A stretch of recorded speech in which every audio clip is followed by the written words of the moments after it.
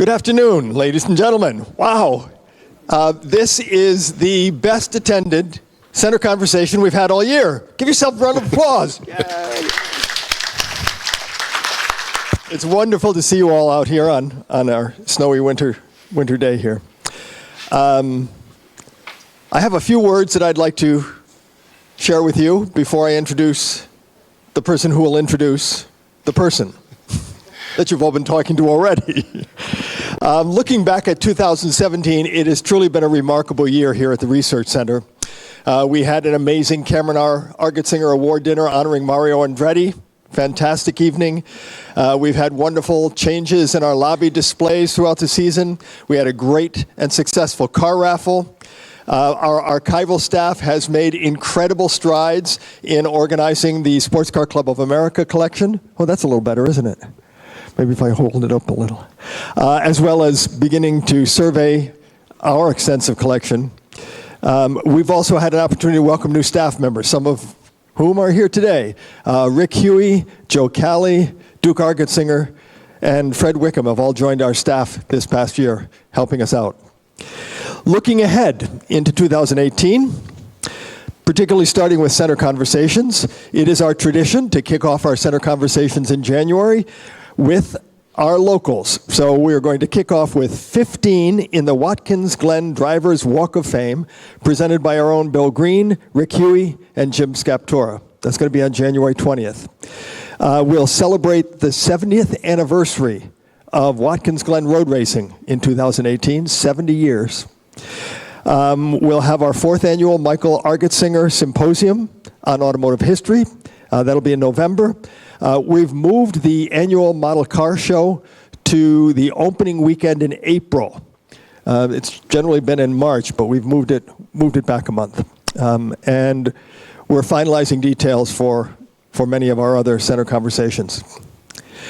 Well, it's been a wonderful year and we've made great strides. We've also bid goodbye to some wonderful, wonderful supporters of the center. Gene Argetsinger, Sid Silverman, and most recently, Tom Smalley. People who will never be replaced. Many thanks to those of you who have stepped forward with membership support this year. We're deeply grateful for that. And I would be remiss if I didn't call to your attention our gift table in the lobby for those last-minute Christmas gifts and stocking stuffers. Don't hold back. In closing, I'd like to add my personal thanks to an incredible support staff here at the Research Center. It's been a joy, my getting to know these people and working here at the Research Center. And so I want to particularly thank Glenda Gephardt, Jenny Ambrose, Bill Green, Samantha Baker, Kip Zeiter, Duke Argetsinger, Josh Ashby, of course, Rick Huey, and Joe Calley. It's been a wonderful staff. We've grown to a staff of 10 people, and they do just amazing work.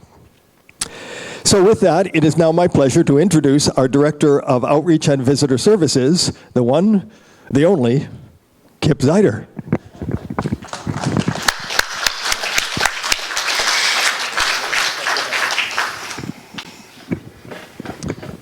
We are unabashed shillers of merchandise and memberships and sponsorships, and anything actually you want to give us money for is fine. We'll make up a category. Listen, I want to thank you all for coming out. I want to second what Tom said on a cold, snowy day. I'm really enthused at seeing all of you folks. I'm also really enthused at seeing a lot of new people that I don't think we've seen at the center before. And I really attribute that to the appearance of our guest speaker.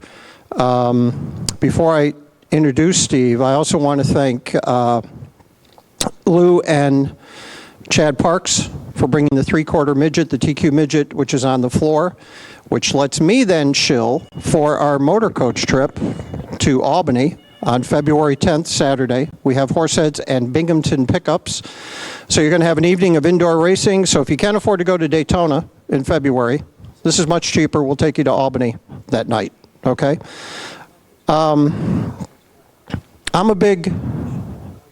I'm always a big sucker for the story where the small town guy makes it in the big time. And our featured speaker today is that, quintessentially. I'm also a big fan if the small-town guy happens to be from this area. And by this area, I mean southern New York, northern Pennsylvania. Mr. Post is a guy who, as a kid, grew up on the dusty bull rings of 5 Mile Point Speedway and Penn Can Speedway. And once the small-town guy who made good is a fellow that I know, that's pretty much the trifecta for me. I've known Steve now for probably close to 25 years, I think. He went on a couple of our race tours way back in the early 90s. He was a tremendous guy then. He is a tremendous guy now. And it's taken us 3 years to get him here, in part because he just has such a crazy, crazy schedule. But we did some speaking in front of Watkins Glen High School classes yesterday and Horseheads classes in the afternoon, and he was just tremendous. And what I'm most happy, and what I think you guys are going to be really interested in hearing about, you're going to hear about NASCAR and drivers and all of that cool stuff. But this is really Steve's personal journey. This is really the story of a guy from Halstead, Pennsylvania, who made it to the big time.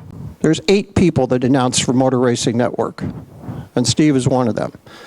So, small-town guy who made it on the big stage, local guy who made it on the big stage, and a guy I know personally. That's it for me. So, I'm going to introduce Mr. Steve Post. You are in for about, what, an hour and a half, 2 hours, maybe 4. We may go on the whole day. Thanks very much. Thanks for coming. Steve? All right. Thanks, Kip. Great to, thank you. I think that goes to Ron, I think. I'm, as Kip has talked about, it has taken about 3 years to put this together, and I'm really shocked that Kip would want to put it together. As he mentioned, we've known each other about 25 years, and Kip did bus tours. And I recall one of the early bus tours we did was a group from the We Go Racing fan club. We went to New Hampshire. Okay, and the shocking part that Kip would have me back is because I was surprised he let me on the bus to return from New Hampshire. Back in the day, I enjoyed frosty cold beverages, and in many cases I enjoyed multiple frosty cold beverages. So we're riding in this bus trip to New Hampshire, and this was when Stroh's Beer introduced the 30-pack. Huh, are you kidding me? 30-pack of beer. So I break out a 30-pack on our bus trip to New Hampshire. We get to New Hampshire, we park across the street, and over into the racetrack is 6 lanes of bumper-to-bumper traffic. So we're playing Frogger, trying to get to the traffic. I have what I'm taking into the racetrack of my Stroh's 30-pack in one of those really handy styrofoam coolers with a nice string handle on it. I get halfway through playing Frogger in the 6 lanes of traffic, the handle breaks, the cooler hits the ground, and beer goes everywhere. Well, not wanting to waste the investment in the beer, I do the best thing that I know what to do, and I pull my shirt and I'm rounding up beer cans while all the cars are tooting their horns and people are laughing and catcalling. And I probably got 6 or 8 of my beers, and they're in my shirt there. And I look up, and here's Kip over along the fence line, just keeled over laughing out of just the sheer moment of me trying to round up my beers and laughing out of embarrassment that this is part of his people. These are his group. And here we go, one of the finest examples. So first off, Kip, I'm glad you let me get back on the bus to return from New Hampshire. And I do appreciate being here, hanging out at the museum a little bit, or the library yesterday a little bit, and just seeing what it is. It has been quite the journey to get here. We've had a lot of phone calls, and finally we just locked in on December of 2017. And it is great to be here. So, and I'm glad everyone has joined us here on this snowy, frosty day.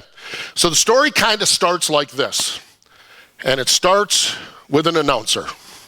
Good evening, ladies and gentlemen. This is Dusty Doyle welcoming you once again to 5 Mile Point Speedway, your home speedway of the Southern Tier. I was a little kid, and my life and my passion began every Saturday night with those words. Dusty Doyle 5 Mile Point Speedway, going to the races with my father. And I loved being at the racetrack. And I loved listening to Dusty Doyle announce races. The Dusty Doyleisms that were out there. When a car came off from turn number 2, he would go up, up, up, up, up the backstretch. And you know that he was making time. He may or may not have been, but Dusty Doyle sold you. That car is going into turn number 3 faster than any car in the history of 5 Mile Point has ever gone into turn number 3. One of my favorites is a mysterious character named Andy. We're under caution. We're coming through turns 3 and 4, ready to go green. And the phrase was, Andy, let him go. We all wondered who Andy was. The flagger was not Andy. The flagger was Joe Winterstein. Who's Andy? But every time we'd go green, Andy, let him go. And there is actually a Facebook name, Andy, let him go, out there now. So in tribute of Dusty Doyle.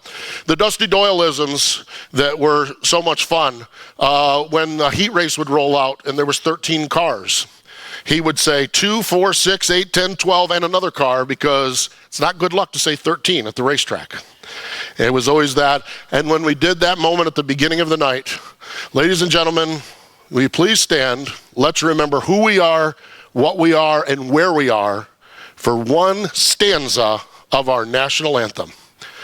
Dusty Doyleisms, an announcer that had a passion for racing, a guy that I never met, but a guy that had such an impact on me along the way. My roots in racing go back actually before I was born. My father, who was father of ever, you know, I wouldn't put him a year or a decade. My father was a mechanic. There was a racer in New Milford, Pennsylvania named Buzz Gulick. And Buzz's grandson still races along the way. But Buzz Gulick raced locally at Penn Can, and my dad was a mechanic on his car before I was born. But Dad decided at some point that raising a family, and they were doing some horse showing and some other things, that maybe it wasn't compatible with working on a race car, so he decided he was going to take the family and take us to races. And that's what we did. We went to races virtually every night of my childhood along the way. It was an amazing childhood, it really was. And we would go Saturday nights to 5 Mile Point Speedway. Penn Can was our Friday night track, but in that era, in the early 70s, Penn Can was very hit and miss. Some year one club was running it, another year another club was running it. They'd start in May, they'd end in August, they'd start in August, they'd end in September. It was very hit and miss. So a lot of my memories were from 5 Mile Point Speedway down in the Binghamton area, and so many great memories. We think about racing and we talk about racing now, and one of the bygone events that we used to have in racing that I don't see too much of anymore are kiddie rides, okay? I don't know. We don't seem to see that too much anymore. I think they're important because I remember riding in Wally Locke's J10 car at 5 Mile Point Speedway, and that's 45 years ago.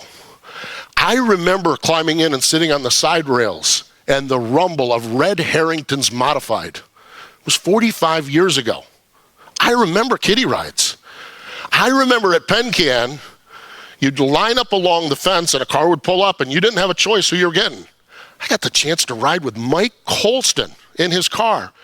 The flagger threw us all in the back of it and we went into mud this deep, up to our knees, riding with Mike Colston. And I remember those moments, those kiddie rides, those moments that 45 years later meant so much to me, that developed this passion of racing. Grew up going to 5 Mile Point, we would sit on the backstretch. We would sit over in turn number 3. There was a barrel down at the end of the back straightaway, and we would stand on it. It was a big water barrel, big long water barrel, and we would stand on it. David Brush, one of my friends, he was the shortest guy, so he would stand in front. I'd stand next. My brother John would be there, or whoever else. We would all kind of fall into line, and we would watch bigger than life names wheel cars around a racetrack. Guys with a name like Chuck Akulis and Carl Bubby Nagel. How about that name? Man, there is a great race car driver. Old Bones, Dave Kneisel. Wow, Clark Summit, Pennsylvania. Kneisel Speed Sport. Man, there's not a cooler guy on the planet than Dave Kneisel. Frankie Mears used to come up. That was the kid. That was a protege of Dave Kneisel. And Frankie Mears, he could roll a race car around a racetrack. Larry Catlin from down in Waverly. Turquoise number 88 coupe. What a beautiful race car. He won a lot of races in that number 88 coupe car. Toughest guy in the world in the history of all of motorsports to pass. This is no offense to Dave Marcus and no offense to Ryan Newman, but if you pass Gordy Isham at 5 Mile Point Speedway, you really accomplished something.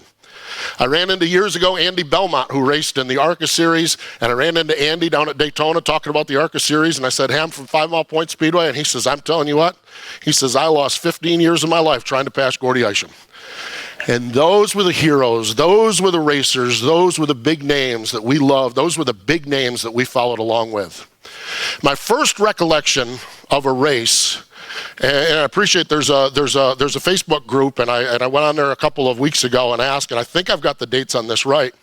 Would have been 1971, would have been the Spring 100 or Miller Dodge 100 at 5 Mile Point, and a guy by the name of Pete Cordes scored the win in that race. Blue number 68, bigger than life, Pete Cordes, Waldron's floor covering on the race car, and Pete Cordes won that race. Being that was maybe my first memory, that became my guy. I was a Pete Cordes man. 8 years old. I was 6 years old when I first saw that race, but I was a Pete Cordes guy. My dad, he liked Bubby Nagel. My brother was a Chuck Akulis guy. David Brush, he liked Dave Kneisel. I was all in for Pete Cordes, and I loved watching Pete Cordes race a car. Pete Cordes, my hero as a childhood, bigger than life, and I just loved watching Pete Cordes score and race cars around 5 Mile Point Speedway. Away from the racetrack, my life was all about racing as well. I would take little Matchbox cars and line them up around a carpeting or on the floor, and I would announce races. I could say the same things that Dusty Doyle said. I could say the same things that Cal Arthur over at Penn Can or Jimmy Bevins at Penn Can would say. There is no way in the world I could sound like Jack Burgess's voice ringing through the fairgrounds at the State Fair in Syracuse. And that is, I would do anything in the world to hear Jack Burgess's voice ringing through the fairgrounds at Syracuse. Sadly, Jack is no longer with us, and even sadder yet is at that fairgrounds they tore that thing down, and just unreal. But all of the voices that I would listen to, and I love the way they described races. Joe Murata had some great lines. I love Joe Murata. I could listen to Joe Murata call a race. Roy Sova, a friend of mine up at Oswego Speedway, and I love the way announcers called the race. And it was a passion of mine. On those little Matchbox cars, I would use Dusty Doyle's lines and Joe Murata's and Jack Burgess's lines, and I would love that. Another part of my childhood was on Thursdays, when all the other kids were riding bikes or climbing trees or in the creek playing or doing whatever. I would sit by the mailbox waiting for the Gator Racing News to arrive. Gotta get a Gator. Oh, I lived for Thursdays when that Gator, I would tear into that, and I knew the next hour of my life was reading through, taking me places that I had never dreamed I would go to see. Gotta get a Gator. And I'm telling you, Pete the mailman, that poor guy, when that Gator didn't arrive on Thursday, you want to talk about a kid walking back in the driveway cussing out a mailman. I was that kid cussing out Pete the mailman when that Gator didn't arrive on Thursday. Saturday afternoons, the ritual in the family was me sitting on the front porch. Where I lived, between Halstead and New Milford, you could see both Highway 11 and Highway 81. And there they would go. The Kneisel Speed Sport hauler with Dave Kneisel headed to 5 Mile Point Speedway. Oh, we knew we were in for it then when Dave Kneisel was going to be there. There goes Norm Norton. There goes Doug Holgate going up there. And I would sit there and I would check off who's all going to be at 5 Mile Point that night. Oh my gosh, there goes Dick Longstreet in his late model, that number 97 late model. You know what that meant? When Dick Longstreet was running late models, it was a race for second. That guy had more bounties on him than anybody in the world. And I would sit there on that porch on Saturday afternoons. And then we'd have those rainy Saturday afternoons where I'd sit there and watch the cars go up, and I'd sit there and one would go the other way. And I was in complete denial as a kid. Oh no, the car must have broke down. Oh no, there's no way. And when that second car went by and the third car went by, I lost my mind. I'm telling you, you want to talk about a little kid having a tantrum. I am telling you, I was done because we weren't going to the races because the stupid weather had rained us out on Friday nights or Saturday nights at 5 Mile Point. That was my young childhood. Along the way, we always went to the races, and along with elementary school and middle school and into high school. And I think the first Saturday night, we would miss some along the way because my father, I am telling you, my father, what a wonderful man. The only time we would miss races is when we were in Canada fishing. So we would go to Canada fishing trips, and that would cause us to miss some races. But the only planned miss that I had, that I ever scheduled something else, was my junior prom. Oh, man, I'm going to the junior prom. My brother let me have his car, a really cool car. Wendy Hine was going to be my date along the way. I was going to go to the junior prom. Yeah, I was sad I was going to miss 5 Mile Point, but, you know, it's the junior prom. It was a disaster.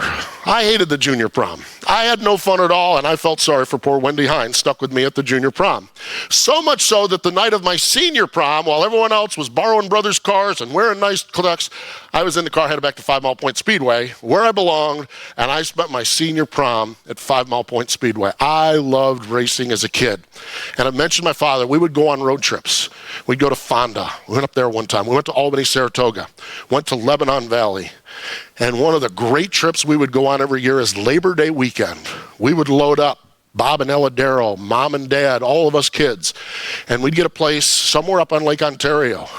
Friday nights, we'd go to Rolling Wheels. Saturday nights, we'd go to the Bud 200 modified race at Oswego. We did a little bit of asphalt racing. We'd go to Shangri-La a little bit, and boy, but the Bud 200, we were regulars there. We loved going to Oswego for the Bud 200. We'd go to Weed Sport on Sunday night, and on Monday, coming back, we would go to the New York State Fairgrounds. While kids were running to the cotton candy stands, while kids were running to do rides, while other kids were running to do this or listen to that or see that, this guy was a beeline to the ticket window because we were going in to watch the Labor Day Classic at the New York State Fairgrounds, and we did that many, many years. What a wonderful, wonderful weekend of racing with the family, and it is something that I cherish forever. One of our other favorite events was the Northeast 150. Up at Weed Sport. We'd go up there, and we had our Pete Cordez's and our Chuck Akulis and our Carl Nagels. The beauty of the Northeast 150 is that we would see Carl Nagel racing against Will Cagle. Oh my gosh, wily Will Cagle, the Tampa Terror. I read about him in Gator Racing News, and here he is in front of me. Dave Lape, he built his own race cars, Lapco chassis. Oh my gosh, Dave Lape, what a legend. Jumpin' Jack Johnson.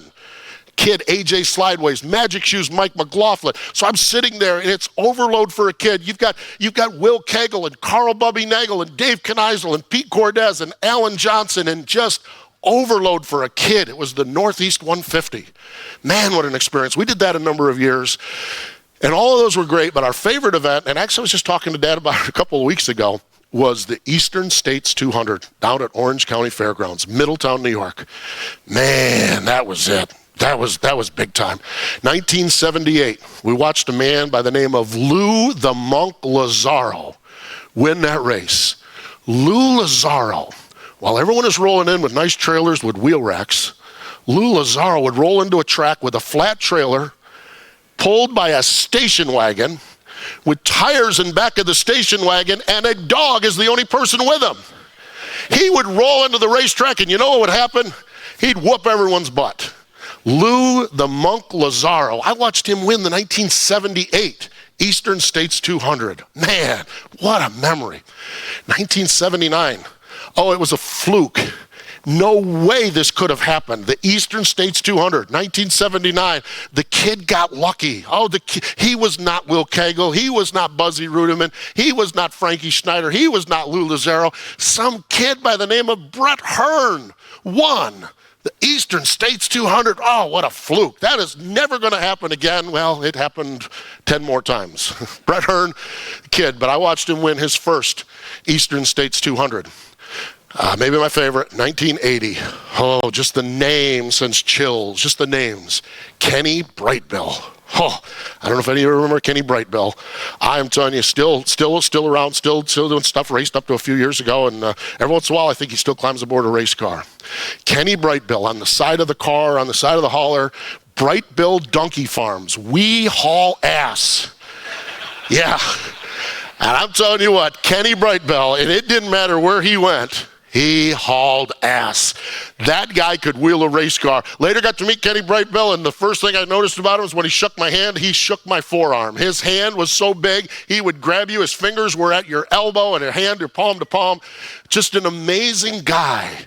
Kenny Brightbill. I watched him win the Eastern States 200 in 1980. And I guess the point that I'm getting at is it's no mystery how I ended up where I ended up. Because I had the best childhood that any kid could ever have.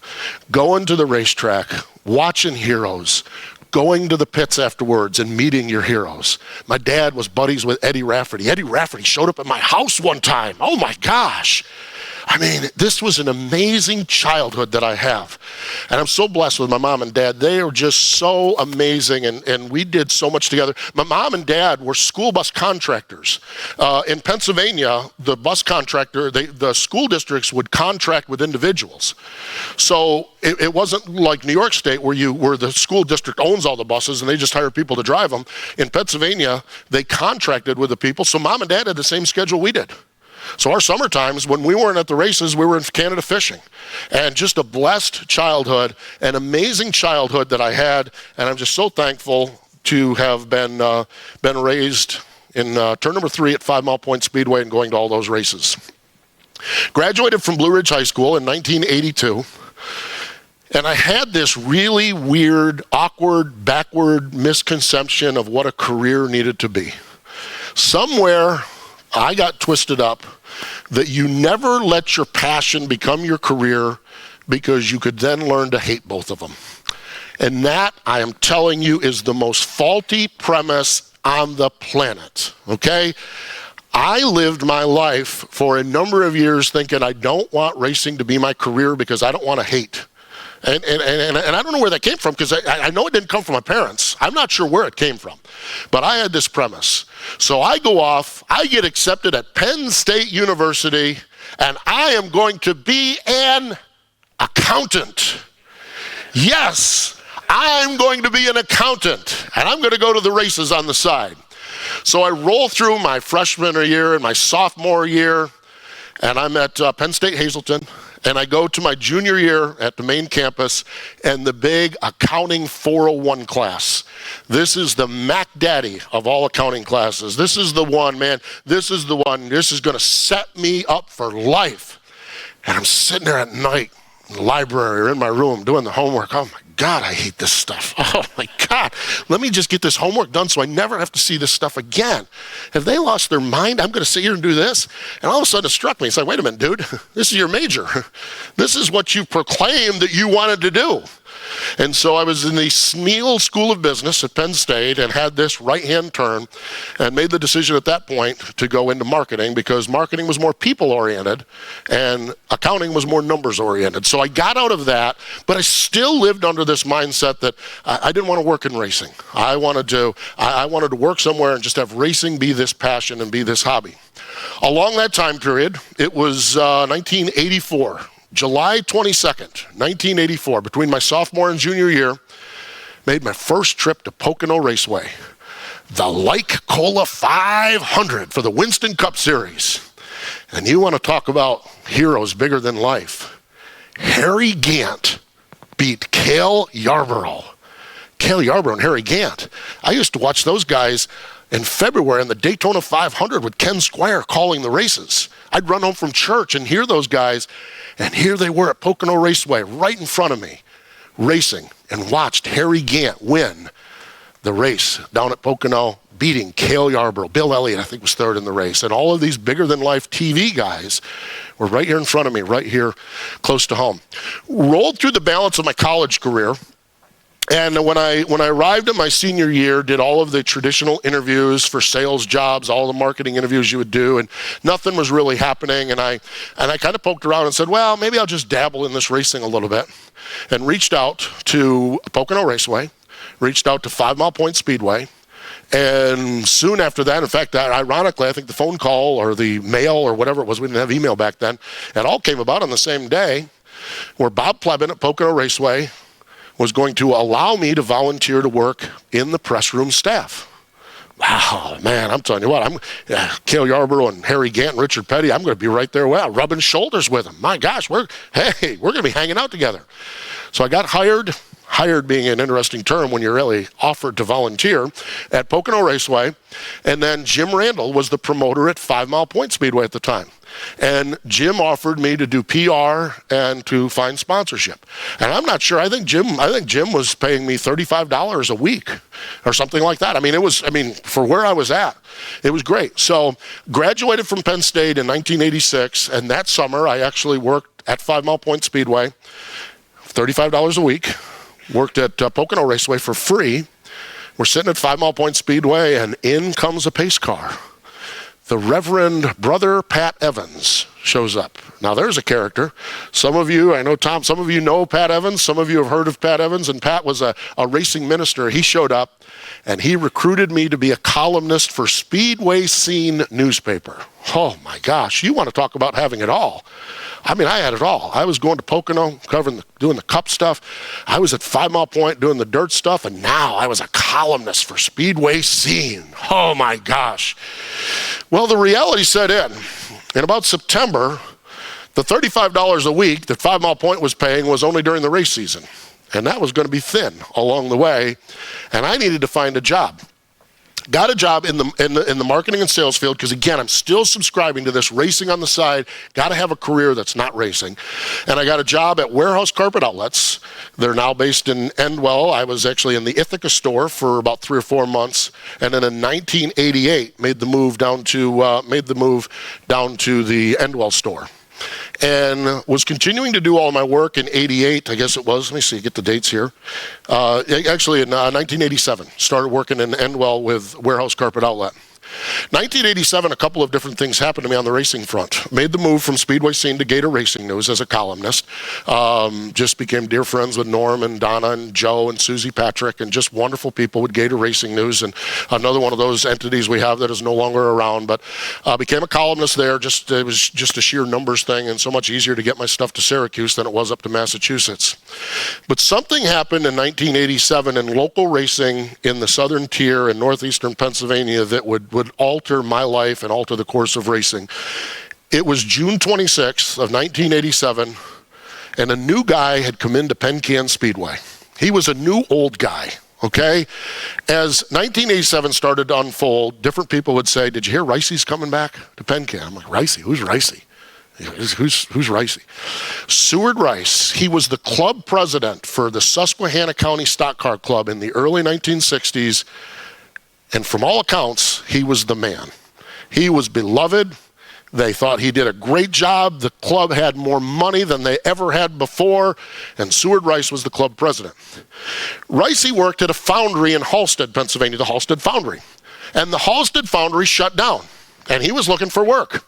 Driving up 171, his old buddy Pappy Bevins owned Susquehanna Penn Can Speedway. Charlie Bray, the previous promoter, had shut it down the year before, and the track was sitting vacant.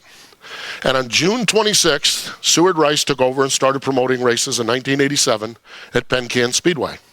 And over the course of that time, I got to know Seward over the course of that year, still working at 5 Mile Point. As we got acquainted and got into the off season, the next year, Ricey wanted to hire me to be the assistant announcer to Cal Arthur. Oh my gosh, assistant announcer to one of my heroes. What an opportunity. And in 1988, I went to work as an assistant announcer for Cal Arthur, and I also went to work doing some PR and some sponsorship stuff for Seward Rice. And I learned so many great lessons watching the way he operated, watching the way Seward Rice operated. He was one of those rare promoters that would walk the pits after the races. Promoters never walk the pits after the races because you don't want to hear all the pissing and moaning and complaining, okay? Promoters don't walk the pits. Seward Rice would walk the pits. And I'll never forget one of my favorite drivers' meetings in the history of drivers' meetings. Early August, it's hot. We've been there every Friday night. Everybody hates everybody. Nobody wants to be there. We all want to be there because we all like racing, but everyone's tired. I'll look at you cross-eyed and you'll take my hat off.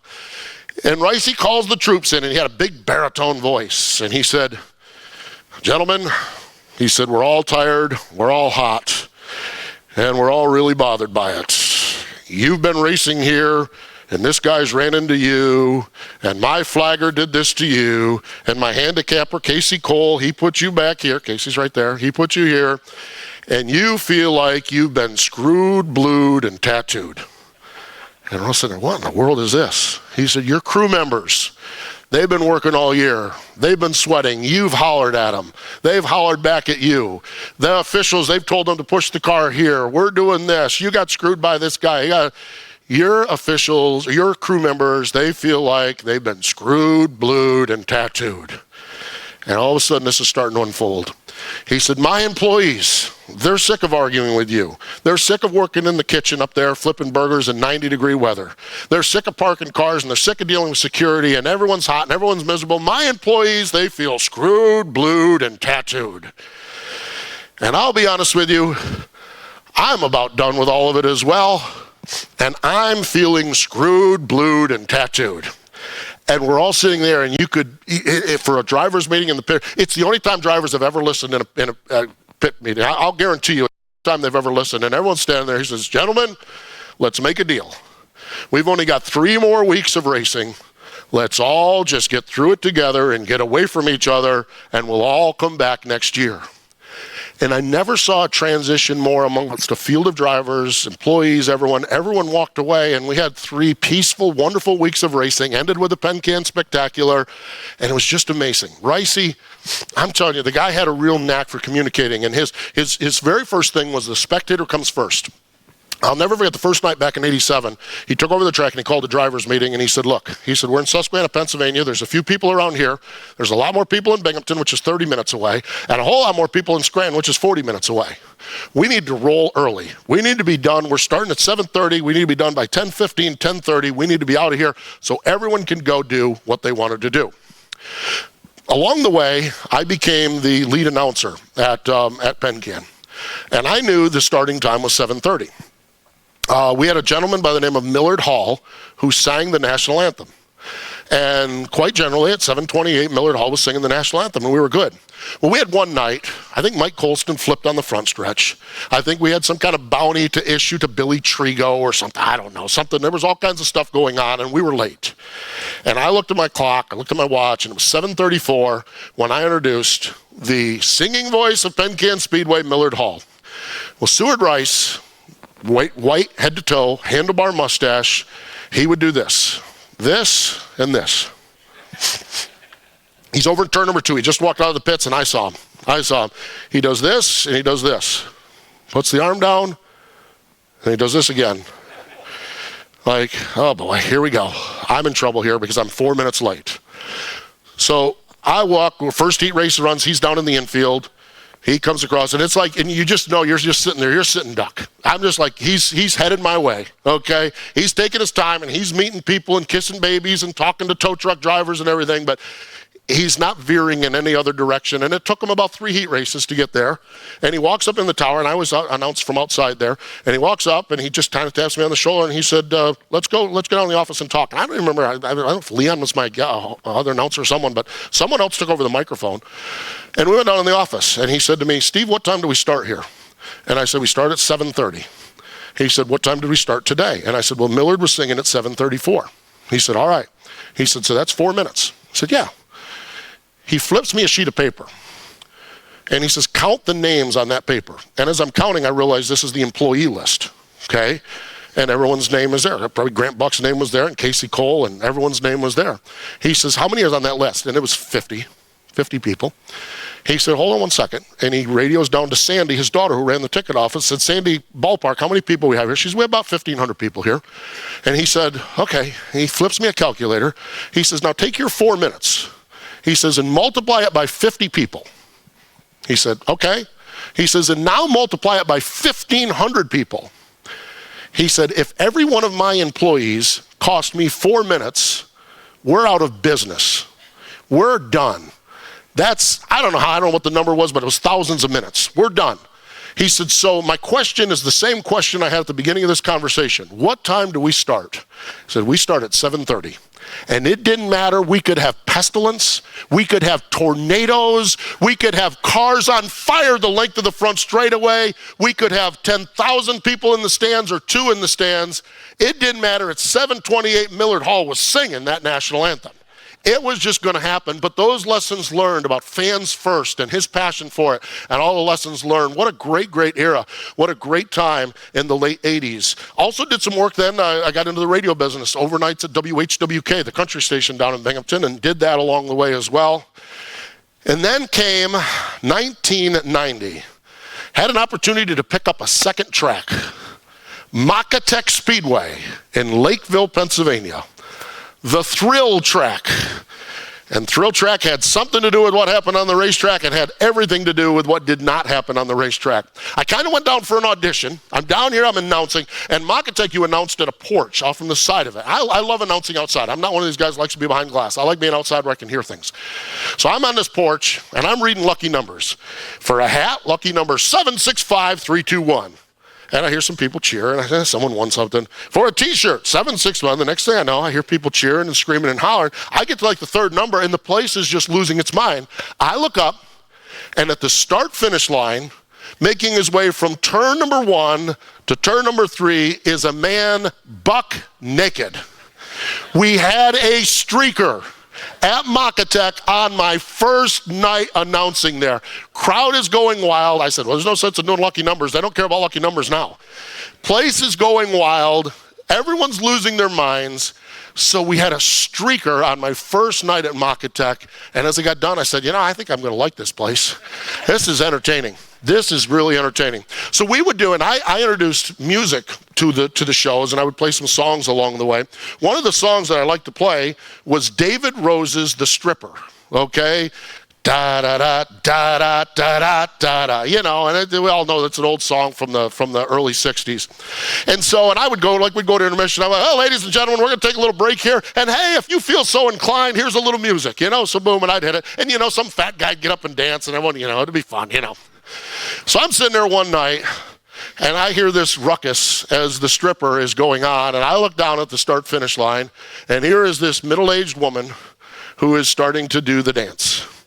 And I'm sitting here going, oh, this is fun. We're going to have fun with this, Any of you, when you were first driving, ever played chicken in the car? Any of you ever played chicken, okay? It soon became obvious that she was ready for a game of chicken. And I wasn't sure. All of a sudden, articles of clothing started to come off, and I'm like, oh boy, we're entering territory here that I'm not sure we should enter, but I'm game. I'm in. And it became obvious to me she was a little bit more in than I was.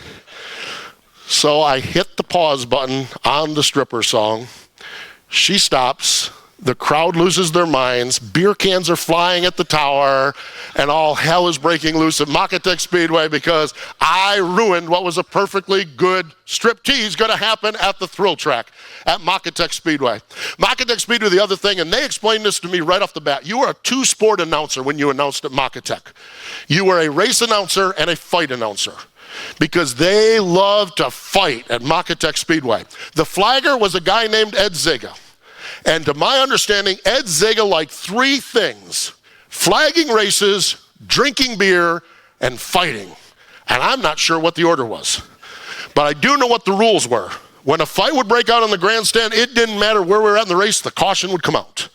Because it was time for the announcer to start calling the fight. And you start calling the fight. Now, if Ziggy knew the people involved in the fight, the red flag would come out. He'd come down off from the flag stand and join the fight. He loved to fight. And I called many a fight at MAVTV Speedway. So much fun. So we were going to clean the place up. We get this security guard, guy by the name of Clarence, okay? Clarence was very round, big one way as he was the other. He was about 5'5", okay? And Clarence, and I think the reason he got the security is he had the shirt, he had a fake badge, and he had some handcuffs. And he worked for free, probably for food in the concession stand. So Clarence is there one night, and MAVTV was built on a side hill. Okay, and so you stood along in the dirt on the back. Okay, so Clarence is standing there watching the races unfold, and this scrawny little guy bounces off from him. And Clarence is like, okay, no big deal. And this scrawny little guy bounces off again, and Clarence says, "I'm going to have to ask you to stop bouncing off from me." So about the third time the guy bounces off from Clarence, it's game on. Now, Any other place on the planet, when you have a fat security guy chasing a skinny guy, the first place the skinny guy goes is to the exit. Not Makatech. No, the skinny guy goes right down through the grandstands with Clarence in hot pursuit. Of course, we're during intermission or something, so I'm all of a sudden going down the front stretch, up through the grandstands with Clarence in hot pursuit, back down through the grandstands, back up. With Makatech, the pits were behind the grandstands. So the guy jumps the fence into the pit area, the whole crowd runs back to the watches, and up through the pit area, and the crew guys are all working on the cars, like, what the hell's going on? And there goes this guy. And finally, he runs through the pits, and out the exit they go with Clarence in hot pursuit. All right, ladies and gentlemen, now that intermission is over, we need to get back to racing. So I'm sitting there announcing a race or doing something here as we got going, and 10 minutes later or so, Clarence walks up into the tower just huffing and puffing like you wouldn't believe. And he says to me, he says, I caught that guy. And I said, really? I said, man, he put you through the paces. He said, yeah, I never ran like that in my life. He said, I caught the guy. He says, and you ain't gonna believe it. I said, I found drugs on him. I said, whoa. I said, man, that's really, really good. So you found drugs on the guy? He says, yeah. And I'm sitting there and I'm announcing or doing something. And I'm like, well, what are you gonna do about it? Then he said, well, I'm gonna call the state police. I'm like, oh, okay, that's fine. And I said, wait a minute, where's he at? What's going on? And he says, he's handcuffed to a tree, Steve. The modified feature is next, and I'm not gonna miss the modified feature.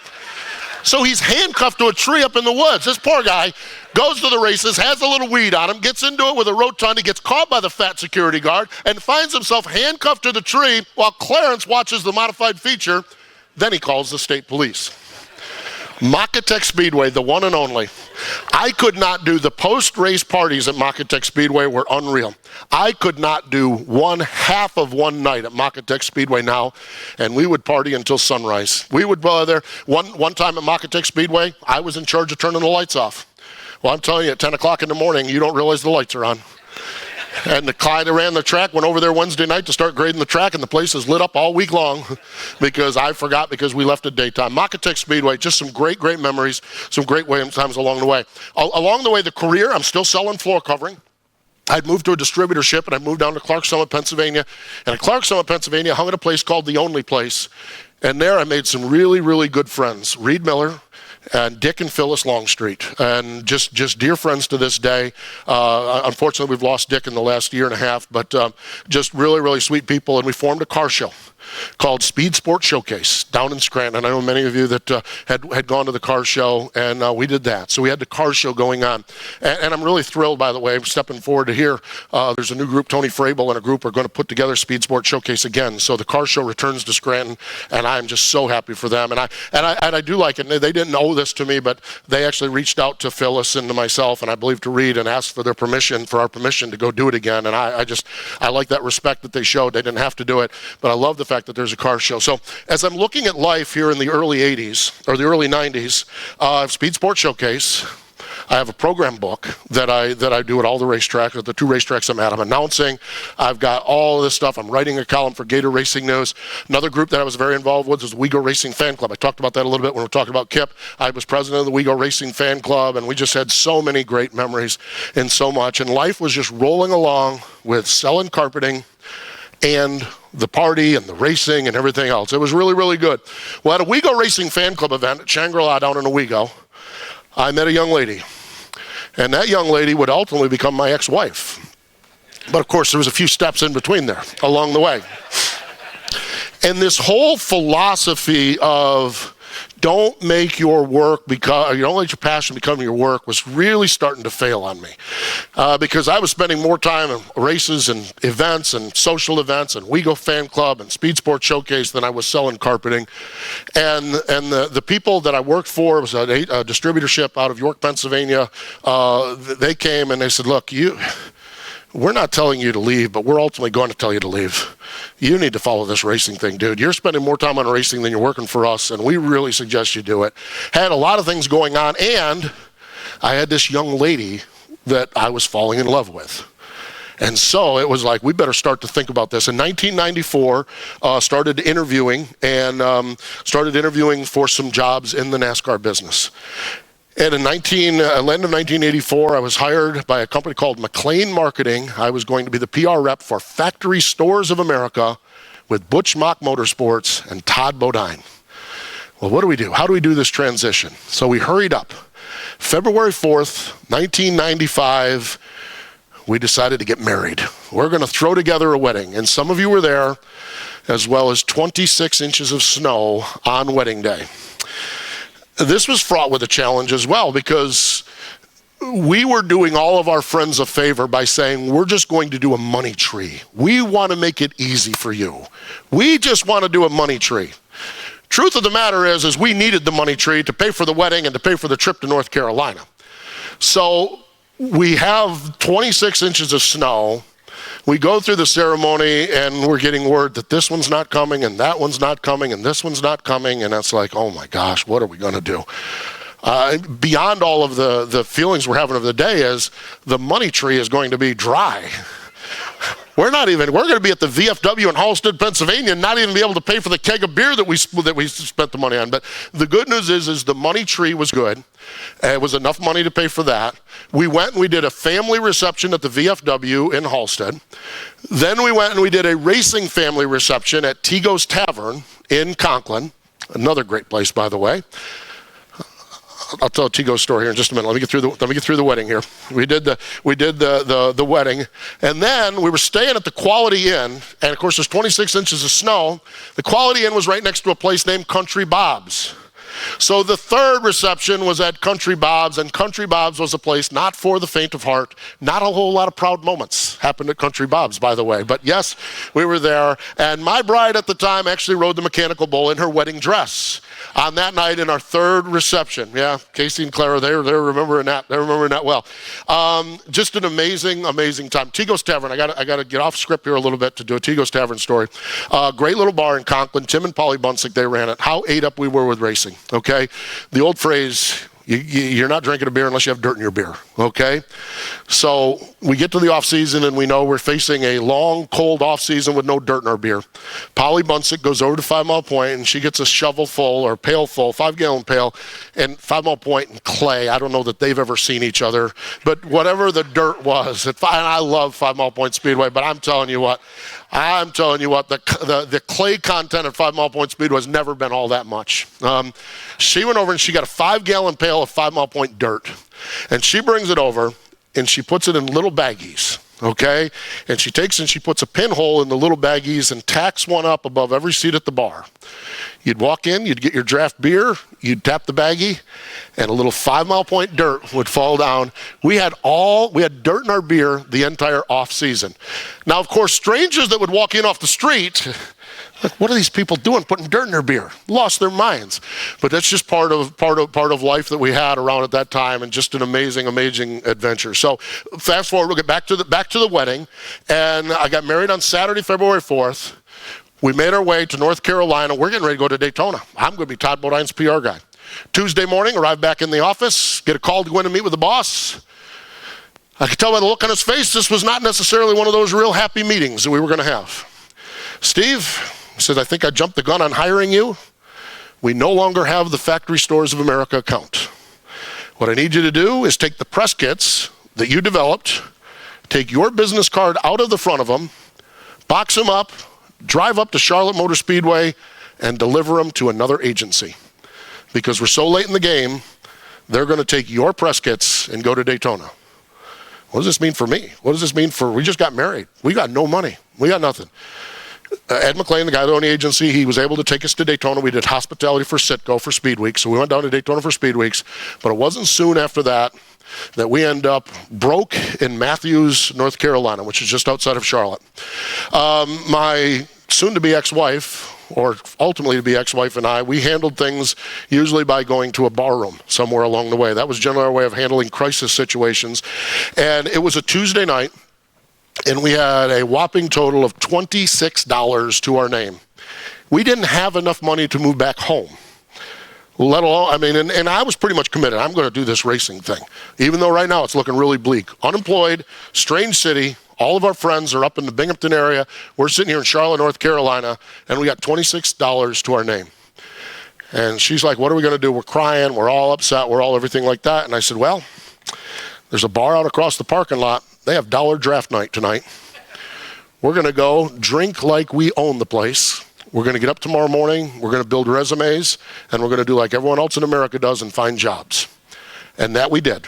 We drank like we owned the place, staggered back across the parking lot, got up the next day, and created resumes. Fortunately, she was a travel agent, and at the time we had travel agents. It's an old career that's no longer around. Skip can attest to. Very few travel agents around, but at the time it was a great career. And the good news is she landed really, really quickly. I think that was Wednesday morning, and she interviewed with a guy that Friday morning, and not only did he hire her to start Monday, but he paid her a little bit in advance because she explained the situation. So we bailed ourselves out of that. I'm left with the dilemma. Do I go back into the floor covering business in North Carolina, knowing that I'm lying to whoever I'm interviewing with? Because if I tell them I'm going to be your best salesman in the world and someone in NASCAR comes, I'm going. And so I made up my mind I was going to work for temporary labor agencies, and that's what I did. And I'm not mechanically inclined at all. It's really bad for a guy that works around racing.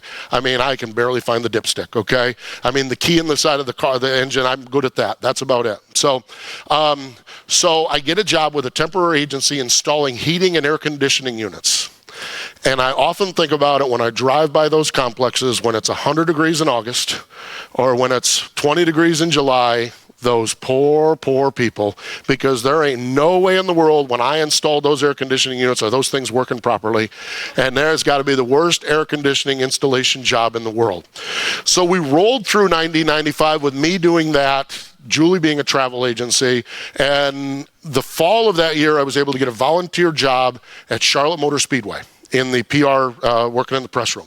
And through that was meeting a lot of people, and that really worked out well. And the good news is I came out of that with an interview, and in 1996 was hired by Cotter Communications, Square D Company, Philmar Racing, with driver Kenny Wallace. Yes, indeed. Well, Kenny Wallace. The Kenny Wallace you see on TV, the Kenny Wallace you see on social media, the Kenny Wallace that you hear laughing in real life is the same Kenny Wallace that I have. Wide-assed open. Kenny Wallace. That's who he is. Al Robinson, of course, we all know, or a lot of us know and love Al Robinson. Al was doing PR at Dover, and Al asked if Kenny and I could fly into Baltimore on a Thursday, do a media tour, and then drive up around and go to Dover. So we do that, and we go to all the TV stations and met with a reporter and did all of that. And when you traveled with Kenny Wallace, you were a fast food person. We didn't eat all that well with Kenny Wallace. We were fast food. Well, this day we were feeling really, really good. We felt like, man, we did a great media event. Everyone's going to be happy. So we stepped up our game. We went to Subway. Wow, Subway restaurant. Somewhere up around the Chesapeake Bay. We stopped at a Subway. We walk in, place is full of people. There is a large African-American woman as the sandwich artist that we have. And we're going down through and we're getting our sandwich. And she says, do you want oil and vinegar on your sandwich? And Kenny said, why would I want oil and vinegar on my sandwich? And she says, that's what Aretha Franklin's doing, and she's losing all that weight. Kenny being Kenny, right in the middle of the Subway, puts his hands down, and he says to this large, rotund African-American woman, you like Aretha Franklin? And she says, honey, I love Aretha Franklin. 15, 20 people in the restaurant, 4 or 5 people in the line. Kenny Wallace, R-E-S-P-E-C-T, find out what it means to me. He breaks into a chorus of respect right there. I don't know whether I'm dying of horrified, I'm standing there going, I'm his PR guy. I'm supposed to be preventing incidents like this. She drops her fixins and she's dancing, he's singing. The whole place is wondering what the hell's going on. And we're standing here in a Subway singing Aretha Franklin songs. Something I never saw and didn't really plan in the whole PR training. There's not a manual on Aretha Franklin songs in a Subway. She gets done, and so Kenny gets done singing the song, and she says, so now the question is, do you want oil and vinegar? And he says, I want double oil and vinegar on mine and put it on his too. If it's good enough for Aretha Franklin, it's good enough for us. And out the door we go. Kenny Wallace, what a guy, what an adventure. Your first PR gig, if I would advise anybody on first PR gigs, I would say get a guy like Kenny Wallace, because you know you're never going to have a dull moment, never going to have a dull moment as far as that goes. I learned a very valuable lesson during that time period because while Kenny Wallace was a lot of fun, and we had a lot of fun doing media, and everyone loved them, we averaged about 22nd place finishes. And so when you're running in that position, you don't get a lot of TV coverage. And so Square D was like, we need to get more coverage. We need to get more coverage. We need more coverage. And I said, I'm trying. I'm talking to the TV people. And I met Benny Parsons. Benny was always around the Concord area, and we'd always see him when we're out to eat and out to dinner. And I met Benny, and I said, Benny, man, I'm getting clubbed by my folks here.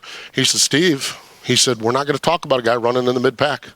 He said, we're going to talk about the guys up front. He said, I'll do what I can. He said, we're not going to talk about it. It was April of 1997, second year with Square D, Martinsville Speedway. Kenny Wallace goes up and puts the Square D Ford on the pole position. I'm like, oh boy, here we go. Game on. We were able to lure ourselves into an in-car camera. And that race for 500 laps at Martinsville, Kenny and Rusty went toe-to-toe for the win. We ended up not winning the race, but we ended up on TV all day long. Every reporter wanted to talk to us afterward. We're standing there, and we're an hour after the race, and there's people still wanting to talk and everything like that. I go out to dinner. We get back home Monday. There's people calling, radio interviews. Everyone wants to talk to Kenny. Everyone wants to talk to Kenny. Happened to go out to dinner that Monday night, ran into Benny Parsons, and Benny said, let me guess, PR Man of the Year after yesterday, aren't you? He says, you're damn right about that, Benny. There's a whole big different world. He says, they ought to be happy with your PR efforts now. I said, yeah, I'm a really good PR guy today. And 5 days ago, I was a useless PR guy. We learned the value of performance and learned those lessons doing stuff with Kenny Wallace. So I worked on that program for 2 years with Square D Company. And then needed to change. The agency business was changing, and was just in a spot where it was time to move on, and which is customary in it. And did an interview and got a job doing PR for the IWX Motor Freight team, which was a truck series team. Randy Tolsma was the driver of that truck, and we just had an absolute ball. Did team PR for them. Also in 1998. I was able to return to my racing roots a little bit, my announcing roots. I got hired to sit in and start announcing the Summer Shootout at Charlotte Motor Speedway on Tuesday nights. That's the Legends and Bandolero racing that they have at Charlotte. So 1998, I'm doing team PR for IWX, on the road, traveling with the team, having fun, really having a great group of guys. We were all hanging out, having fun. And Tuesday nights during the summer for 10 weeks, able to do the Summer Shootout. Roll through that a year and a half. I get to August of 1999. Steve Coulter, a man that I have so much respect for. He was the owner of IWX Motor Freight.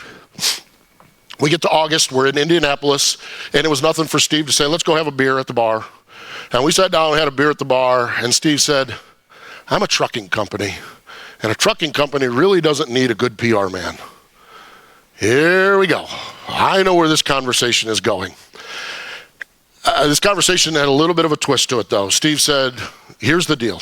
He said, you're part of the team. You're part of the family here. He said, I want to keep you on board. I'll keep you to the end of the year. So I'm a guy that got a 5-month window to get a job, which why I have so much respect for Steve Coulter. He said, but what I want you to do, he said, I want you to find the right job. He said, don't take the first job. He said, if we get to the end of the year and you don't have anything, we'll talk about next year. We'll figure it out, but find the right job. He says, and I'm with you. He says, use the fax machine, use the printer. You need time off to go interview, whatever you need to do. He said, you're part of the family. You're a great PR guy.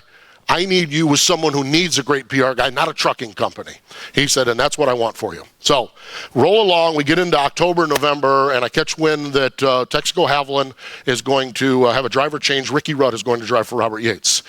Knew the people at the agency, Performance PR Plus, a woman by the name of Kimberly Brannigan. Kimberly is the daughter of Dick and Linda O'Brien, formerly with Oswego Speedway. So I know a lot of you would know Dick and or Linda. Kimberly's the daughter. Go down.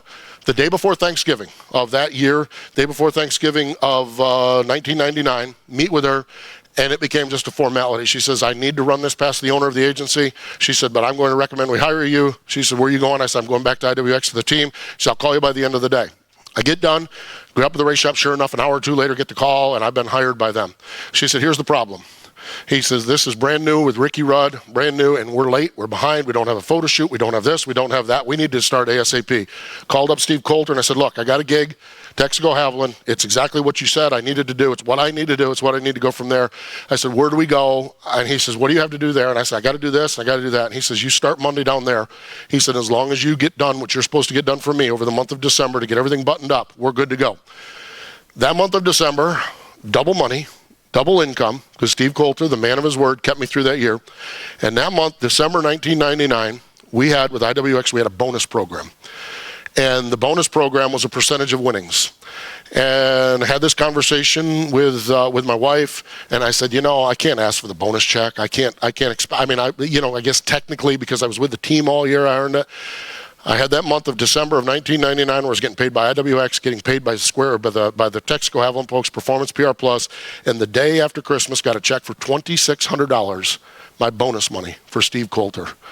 And just could not believe that someone could. It's fair and it's right, but in our business that doesn't happen all the time. And what an amazing, and it turns out Steve ends up being part of my story as we go further down the road. 2000 ends up dawning Ricky Rudd. I'm going to be Ricky Rudd's PR guy. Ricky Rudd, classiest guy that I've ever worked for in my life. Straight up shooter. We sat down and met the first time, and he said, "What are you responsible for?" I said, "I'm responsible for media." He says, "When media around you be there," he says, "you're not my hat carrier, you're not my helmet carrier, you're not in charge of my suit, you're not in charge of anything else. You're hired to do PR with media. You do media." And we got along really, really well.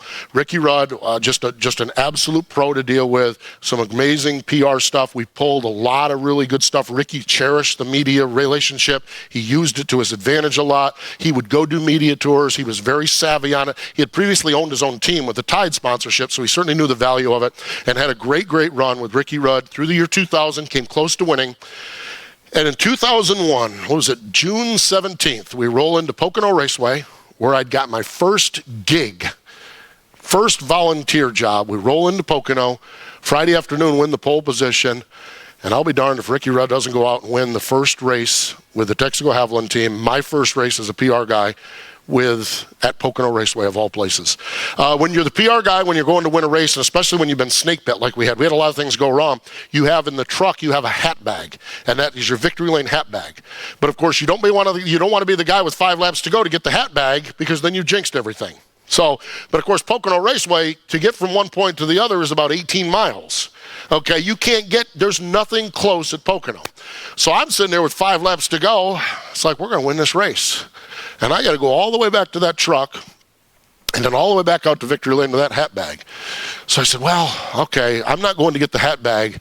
I'm just going to walk back here so that when Ricky brings the car in. So I walked and walked. I didn't want to jinx anything. 4 laps to go, 3 laps to go, 2 laps to go.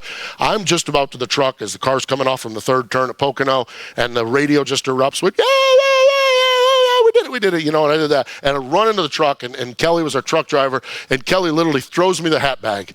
And I said, dude, he said, I didn't want to touch it. I didn't want to be the one to jinx this. I said, I didn't want to walk back here. I didn't want to be the one to jinx it. He says, let's go. And away we went with a hat bag out to victory lane. Had an amazing celebration, amazing first win for Ricky with Robert Yates and Fatback McSwain, and that whole crew did all of the post-race stuff, did all of that needed to be done. And I'm sitting there, and I got done, and it was quiet, and most of the media had left. It was dark. It was late at night. And I said, you know what? I'm just going to take a walk out to victory lane just to kind of take this all in, to kind of savor it. I walked out into victory lane, and over in the corner, victory lane at Pocono, still the same victory lane. It's kind of an oval-shaped area.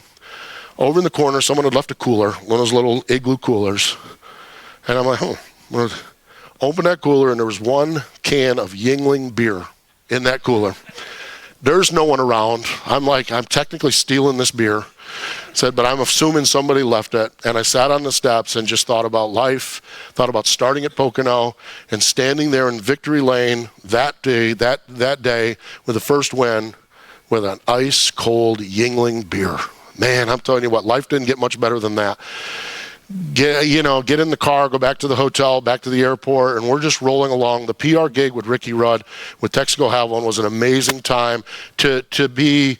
I learned a lot. I learned a lot of the lessons with Kenny Wallace about being in the front of the field and being in the mid-pack and where you're at in the pecking order. But with Ricky Rudd, we were challenging for championships, winning races, and you just became a really, really busy PR guy. And what an amazing, amazing time it was in life.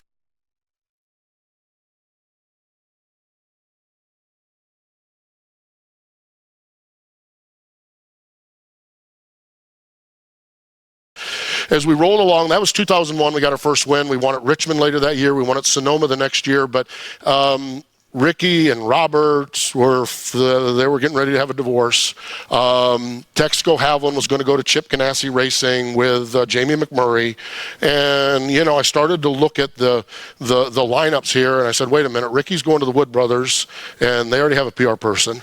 And Texaco Haviland is going here, and they already have a PR person. And Robert Yates is going to have one car with Dale Jarrett, UPS, or Ford, whatever it was, it might have been UPS. They already have a PR person. And I'm like, I don't know, this is not working out. And I was working well ahead of the curve and got a chance to talk with David Hyatt, who was then the president of Motor Racing Network. And we had talked before, and we talked about me doing an audition. And he grabbed me at Pocono, the July race. We'd won the June race. He grabbed me in the July race at Pocono. He says, you still interested in doing an audition for us? I said, yeah, as a matter of fact, I may be a little bit more interested now than I was before, and I shared with him, I said, look, my deal's coming to an end, and I don't know what it's going to look like. I feel like I'm going to be all right, but I don't know what it looks like. September 13th, 2002, New Hampshire Motor Speedway, hanging off a billboard in turn number 3 for a modified race. I did my audition. It was an interesting cast of people in that audition, now that I look back at it. We had Joe and Barney Hall in the booth, okay, which they always did the auditions. Down in turn 1 and 2, Kyle Rickey auditioned for me. In the pits, Ryan Horn, Gary Danko, and I was in turn number 3. It probably turned out to be the biggest audition that MRN ever had, because I actually work for Ryan Horn now. He is our production department manager. He oversees the department. Kyle Rickey still works with the network. I still work with the network. Gary Danko had a few races, so we literally on that audition went 4 for 4, and everybody got a gig with MRN along the way. The modified race was kind of funny. A little bit of a side note on the modified race. It was one of those races where I don't know if it rained or was wet or damp or something, but Ryan Horn was our pit road guy doing the audition, and we were just mocking a broadcast. This was going to nowhere other than just our little private channel there. This is going to nowhere. Carl Pasternak is one of the modified racers, and Carl wrecked or something broke, and he was really hacked off at NASCAR. So Ryan, being a good little MRN audition pit reporter, runs down, Carl, what happened? Well, the goddamn NASCAR did this, and damn if NASCAR didn't do this, and they didn't do that.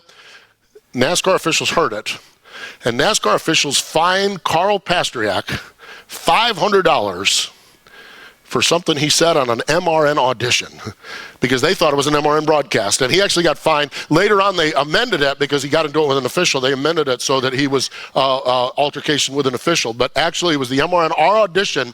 We're the only audition in the history of MRN that resulted in someone getting fined. Just a crazy, one of those great memories along the way. So we roll into 2003. I'm going to get this career of a lifetime. Motor Racing Network, here I come. I get my contract, I rifle it open, and the number on the bottom of it is $12,000. Let's see, wife, 2 kids, $12,000. That's not going to pay the rent, let alone anything else. But it's the dream job. But it's $12,000. How does this work? How does this work? And I had one of those moments where I just all the relationships I had in the past. I reached out to Performance PR Plus, the agency, and they hired me to do hospitality for DuPont that year. So I ended up doing Jeff Gordon hospitality for 10 or 12 or 15 races. Went back to Steve Coulter with IWX, and I said, look, here's my deal. You know this is my dream job. If I could write a trucking newsletter for you, if I can do whatever it is. He said, well, we still have the team. I don't need full-time PR. He put me on a retainer. Did that. I knew the folks at Concord Speedway, hired to do that. Another one, and we were chatting earlier, LW Miller, Wayne Miller from down in Dewshore. LW was racing in the modifieds down there, and I had done some work up here with LW, and I reached out, and I said, guys, I just need a favor. I've got a dream job here with MRN, but it only pays $12,000. I need some help to get to the next level. And everybody that I had formerly worked for contributed something that year. And it was an amazing year. Next thing I know, I'm juggling projects, and I'm flying here, and I'm doing this, and I'm doing that, and trying to invoice people, and trying to remember, did I do this, and did I do that? Along the way, also, the Summer Shootout gig at Charlotte Motor Speedway had moved into the big track. So I was the voice of Charlotte Motor Speedway for a few years. And for the years 2003 and 2004, it was very, very part-time, the MRN stuff was. It was 16 races, I think it was in 2003. And I'll never forget that first race. It was March 14th of 2003, the Craftsman 200, NASCAR Craftsman Truck Series at Darlington Raceway. My first race at MRN was at Darlington. Now, that's pretty stinking cool. I don't care who you are. That was pretty cool. So we're there, and I'm gung-ho. I've done research on every guy that has ever ran in the Truck Series. I mean, I know more than anybody ever needed to know about the Truck Series. I am so gung-ho and so ready to go. And there was a young kid from Missouri by the name of Carl Edwards in that race. And Carl, it was his 9th Truck Series start, and he was driving for Jack Roush. It was his first year of his big opportunity. We were running in March, so it was early season. Might have been the second or third race. And so what we had is Carl's truck was overheating midway through the race. What we had, and the signal with MRN is we would just point, we would see the driver, get the driver's attention as he's sitting in the truck, and he would motion you in or tell you no, and that's fair, and that's the kind of the signal we have. Well, what we had, they pushed the truck off from pit road on the front stretch. What we had was an announcer that was really, really anxious to get that interview. I was going to get Carl Edwards. Well, what we had was Carl Edwards, who was like, I'm going to get the chance to talk on MRN. This is great. Pointed the mic flag, Carl calls me in. In hindsight, looking at it, it was pretty stupid because the crew was still working on the truck. I go in, Carl, what happened? What put you out? Put the microphone into Carl. The next thing I know, I'm picked up by a crew member, told to get the hell out of the way, and they are lifted, they pick me up, and they're pushing the truck back to the garage area, and I did my first in-race interview with MRN, being carried by a crew member through the garage. Well, Carl's getting his first MRN interview, so he ain't letting up. He's thanking his dad, his mom, his Mima, his papa. He's thanking everybody, and we're rolling across the interview, and there's crew guys, and I'm hanging onto the roll cage, and I'm getting carried, and my feet are dangling, and I got the microphone in there, and I'm getting this story and everything, and I drop, and when I go off the air, the crew chief cussed me out from head to toe, and I said, but Carl, it doesn't matter. It was my first race, and it was Carl Edwards and I, our first meeting along the way, and it was just really, really cool to have that.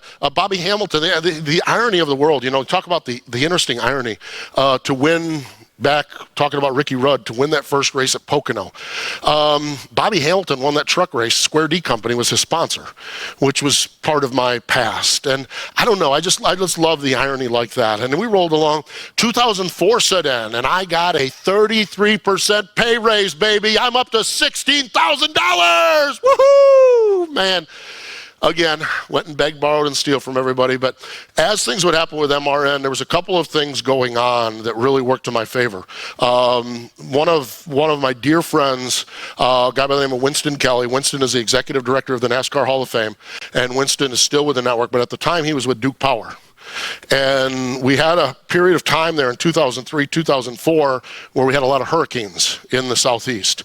And when there was a hurricane, Winston had to stay back in Charlotte and man the headquarters, if you will, for Duke Power. And so because I was in Charlotte, which was a hub city for US Airways, I was a very convenient guy to fill in. So I'd be sitting there on a Thursday morning, and someone from MRN would call and say, hey, Winston's got to stay, can you fly to Dover? Yeah, says, oh, there's a plane ticket waiting for you at the airport. Up to Philly, I would go to Dover.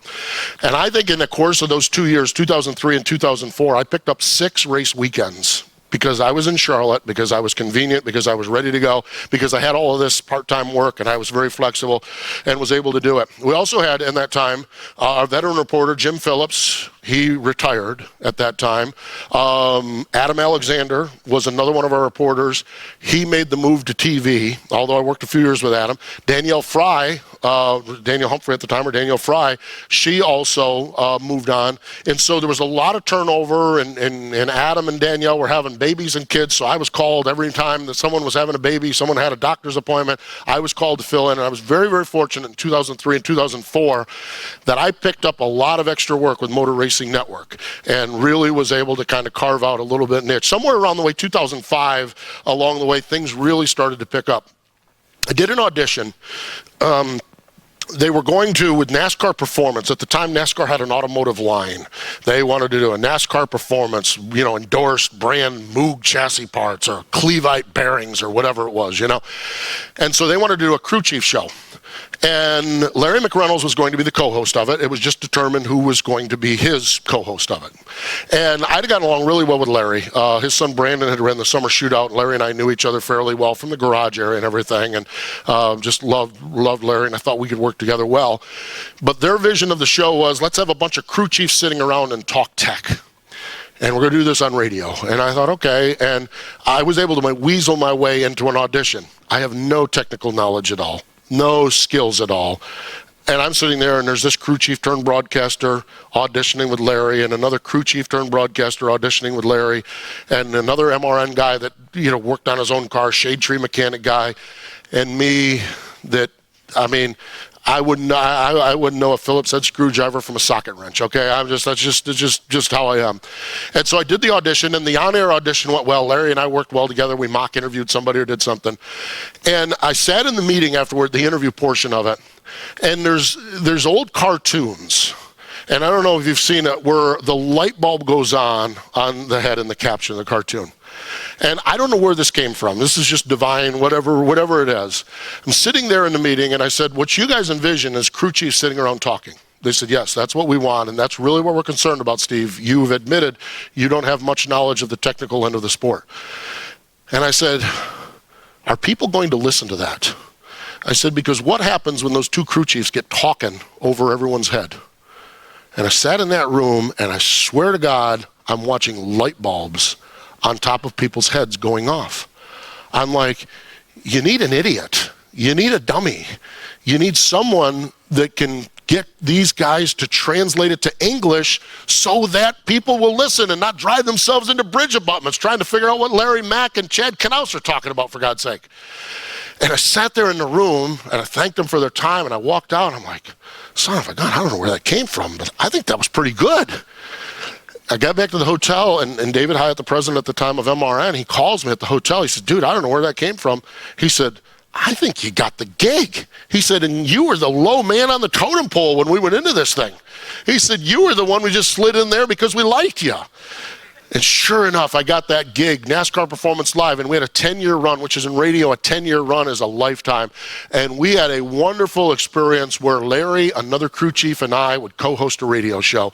And getting to know those crew chiefs and getting to work alongside of them, and they owned it. Guys like Jimmy Elledge and Chad Knaus, and those crew chiefs loved coming in and doing NASCAR Performance Live because it was their show. It was a crew chief show. And yeah, there were times I had to slow them down. There were times I had to say, okay, speak English, guys. There were times I had to do it, and we really had a great run, and that really emboldened me in the garage area. I was so fortunate to have that show, and to this day I have crew chiefs come up, man, we got to get that show going again. We got to get that crew chief show going again. And that relationship with the crew chiefs, talking about pit road, that relationship, so that when I walk in that garage area on Friday morning, I know those guys, that is gold for what I do with MRN. And that radio show may be one of the best breaks that I ever had in my life, in the opportunity to do that show and to sit in the studio for an hour with the crew chief and pick his brain and talk about things and talk about the way things go. As we rolled along, programming on Sirius XM NASCAR radio kind of came into play as well. And I was able to weasel my way into the midday show, co-hosting with Charlotte Myers. And I don't remember, I tried to find the year of this, but there was one year where I was on the air virtually 7 days a week. I know I had one year, the month of May and the month of September, I was on the air every day doing something. And you get to the stage where you're just running yourselves in circles. And you continue on, and I had all of these things happening, and this career is just growing. And along the way, you're interviewing, you're in Sirius, you're at the SEMA show in Vegas, doing Sirius shows where you have Carol Shelby, Guy Fieri sitting there across from me, the diners, drive-ins, and dives guy, and they're both car guys, and they're talking about it, and Chocolate Myers, and Charlie Daniels swings by and hangs out with us, or James Taylor's doing a new concert tour, and we have I'll never forget, we're in Daytona, we're down there for one of the anniversaries of the Daytona 500, and up comes A.J. Foyt and sits down at our table, and Chocolate Myers, A.J. Foyt, and Steve Post, talk about who doesn't belong and why, okay? We're sitting there talking, hanging out, talking racing. Just absolutely amazing what was going on and what was happening. When I look at interviewing different drivers, the question always comes up, and we'll have a Q&A session after this, but the question always comes up, who are some of your favorites to interview? I'll tell you the one that's always the adventure to interview is Tony Stewart. Tony Stewart, I am telling you, he will mess with you every time. His standard go-to is while you're talking, you've got the microphone, he's tapping the microphone, and you're talking and it's bouncing off your lip, it's bouncing off your chin, and he does that. But Tony has this trick. I'll try to describe this in a family-friendly manner here. Tony is part of the Coca-Cola race, or was when he was driving, part of the Coca-Cola racing family of drivers. And that meant during driver intros, he'd always walk around with a Coca-Cola bottle. Well, he would carry this Coca-Cola bottle at about belt height, okay, and walk up alongside of you, and one little flick of that Coca-Cola bottle at belt height, he could take your breath away, if you know what I mean. So you'd be standing there interviewing somebody, and the next thing you know, boom, you'd get hit by Tony Stewart, and your breath was gone. Poor Clint Boyer and I are talking to each other. We're standing face to face, pre-race. Neither one of us saw it coming.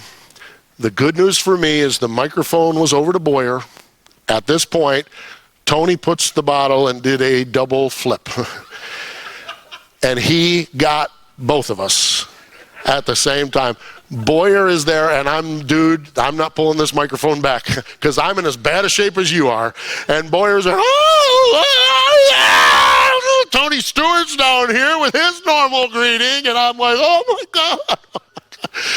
So the Tony Stewart was always, he was just that character. And so Boyer got through that interview. I just threw it back to the booth because I couldn't talk. I was breathless, and we rolled along. And I would dare say, though, the characters in NASCAR, one of my all-time favorites was Ward Burton. Ward Burton, South Boston, Virginia. Oh, Ward Burton with the South Virginia drawl. Ward had ran for Larry McClure for years, and that deal had went away. And then 2 or 3 years or 1 year or something later, they had kind of revived the deal, and they show up at Pocono with a car, and Ward is ready to go. He's their driver. He's their guy. We're out on pit road for qualifying. And I said, hey, let's talk to, on the two-way channel or whatever it is, let's talk to Ward Burton. We haven't talked to him in a while, and, you know, he's always good to talk to, and everyone loves Ward Burton and everything. Ward, welcome back to racing. Welcome back. Good to see you. How did this deal all come together? And hold the microphone over. And Ward starts to talk, and a bee starts flying around his mouth. Well, I want to thank Larry McClure for putting this deal together. And he's blowing at the bee because the bee is landing. And we got Runt Pittman running the engine. Runt Pittman building the engines, and we got Joe's Tex sponsoring. I'm losing my mind, okay? My producer's on the radio, what is going on? I can't answer. I'm just holding the microphone. We do also, MRN does the Sprint Vision, the vision screens, and later on they told me the vision people, all you could see was the MRN microphone just doing this because I'm losing my mind. This interview, you talk about church laughs, this interview never ended. I am telling you, Ward and this bee had the most persistence I've ever seen in my life because Ward wanted to thank everybody from the guy that cleaned the shop floor, and this bee was not leaving him alone, and he had to do that 20 times during the interview. And I'm losing my mind. I can't even stand myself right now. And literally when the interview was done, we used that, well, that's Ward Burton. I just turned the mic off because I couldn't have talked if my life depended on it. And it was an amazing, amazing run. And an amazing time in my life doing all of the serious stuff and doing the stuff for Motor Racing Network. And again, the years all kind of run together. Got called into an office, got called into a meeting, and it was with the Sirius folks. And they had decided that they were going to go in a different direction with the midday show. And face it, nobody likes to hear this. And I didn't want to hear it. I didn't like to hear it. Although I will say this, doing 7 days a week and doing everything, I knew that probably wasn't really good either. And so I was still going to work on Sirius on the weekends, but I was no longer going to do the midday show. And I kind of disagreed with that, but I'm not one of those people that really, I told them, okay, when's my last day. I'm not going to be a jackass at the end of it. I'm going to thank everyone for their time and say, Rick Benjamin will join you next week, and we'll continue right on. And I'm not going to, and they were cool. We were all good with it. We all handled it well. And so you're doing it, and the NASCAR thing is kind of rolling along, and I love what I do for Motor Racing Network. And it's like, okay, all of a sudden I have this big block of time during the middle of the week. And so I started working on some projects beyond NASCAR. And at the time, and it would have been 2010, MRN bought a website called racing1.com, and racing1.com had chat rooms and fan forums back in the day when that was big time, okay? So they had the fan forums, and we're at a meeting, and they said the #1 fan forum on racing1.com is Cup Series, Nextel Cup, Sprint Cup. It wasn't Winston Cup then, but probably Nextel Cup or Sprint Cup Series racing. The #2 fan forum is the World of Outlaw Sprint Cars. Does anyone here know anything about the World of Outlaws? And I'll be honest with you, I knew a little bit about the World of Outlaws. My history with sprint car racing was generally not all that good, quite honestly. I grew up here in this area, as I've established, and I would go to the races around. And we had a group up here, and I know the Lane boys over here. We had a group called the Empire Super Sprints, and the early years of the Empire Super Sprints were not all that pretty at times. The Empire Spinning Stops, I think, were some of the nicknames that they had, and the drivers were perfectly fine, but a track would prepare for the sprint cars by bringing in one push truck. And sprint car racing was not necessarily something that I really enjoyed at that point in my life. But I loved dirt track racing. And I'm like, I want to get back to some dirt track racing roots. So what we did that year is we formed what we called the World of Outlaw Report. In 2010, we would just dial up somebody, Steve Kinzer, Sammy Swindell, Donnie Schatz, whoever it was, Jason Myers, Jason Sides. We'd call them up and interview them about the race that they just had. Maybe they won, or an upcoming race. And we put together the World of Outlaw Report. And that was 2010. And it was the year of the 50th annual Knoxville Nationals.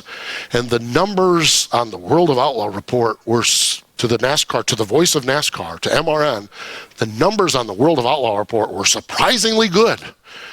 I don't know now, looking back at it, that any of us were shocked, but I think we were all kind of pleasantly surprised by it. So let's do something special for the 50th anniversary of the Knoxville Nationals. Let's do an MRN 1-hour show highlighting the Knoxville Nationals. We need to get your co-host. Who are you going to have? Kendra Jacobs. I had worked with Kendra on the Texaco Haviland account. Kenny Jacobs, a legendary sprint car driver from Ohio. His daughter, Kendra. She was working at the time for Penske Racing, so she knew sprint car racing. She's a former Miss Knoxville National. I said she'd be the perfect co-host for this 1-hour show. We're just going to do one-off. It's going to be a one-off deal.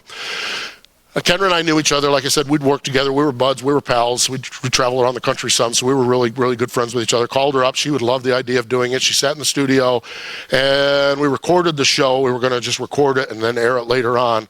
Not going to do it live. So we sit down, and we do the first segment of the show, 5 minutes, 7 minutes, 10 minutes, whatever it is.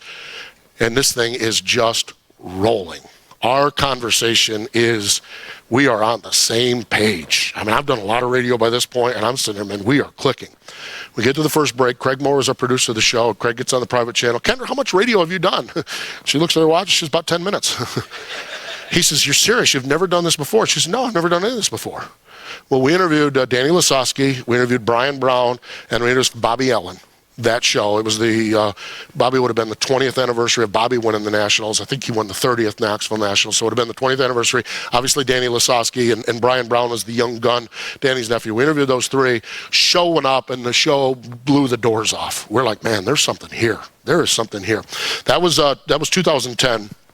We sat down during the off season. We're like, you have the World of Outlaws, which are great, but you have the Pennsylvania Posse, which are not the World of Outlaws, although the World of Outlaws come there. And you've got California, and you've got Ohio, and you've got Knoxville, and you've got Jackson. You've got all of this sprint car racing. Said we need to be bigger than the World of Outlaw Report. And we came up with a show by the name of Winged Nation. And Winged Nation was born in 2011. Kendra Jacobs and I talking sprint car racing. And it has been an absolutely amazing journey along the way.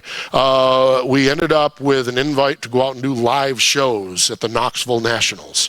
Wow, get to go to the Knoxville. First year I did the Knoxville Nationals, it was opposite of Watkins Glen for the Cup Series. And I'd already committed that I was going to be with MRN Watkins Glen. So the idiot that I am, said we'll do Wednesday and Thursday shows at Knoxville, and then we won't do a Friday and Saturday show. I'll just leave, okay? So I go out to Knoxville for my first time ever, and I arrive in Mecca. I arrive in heaven. Dirt track heaven. Tom Schmay, formerly with the Sprint Car Hall of Fame, he knows what I mean.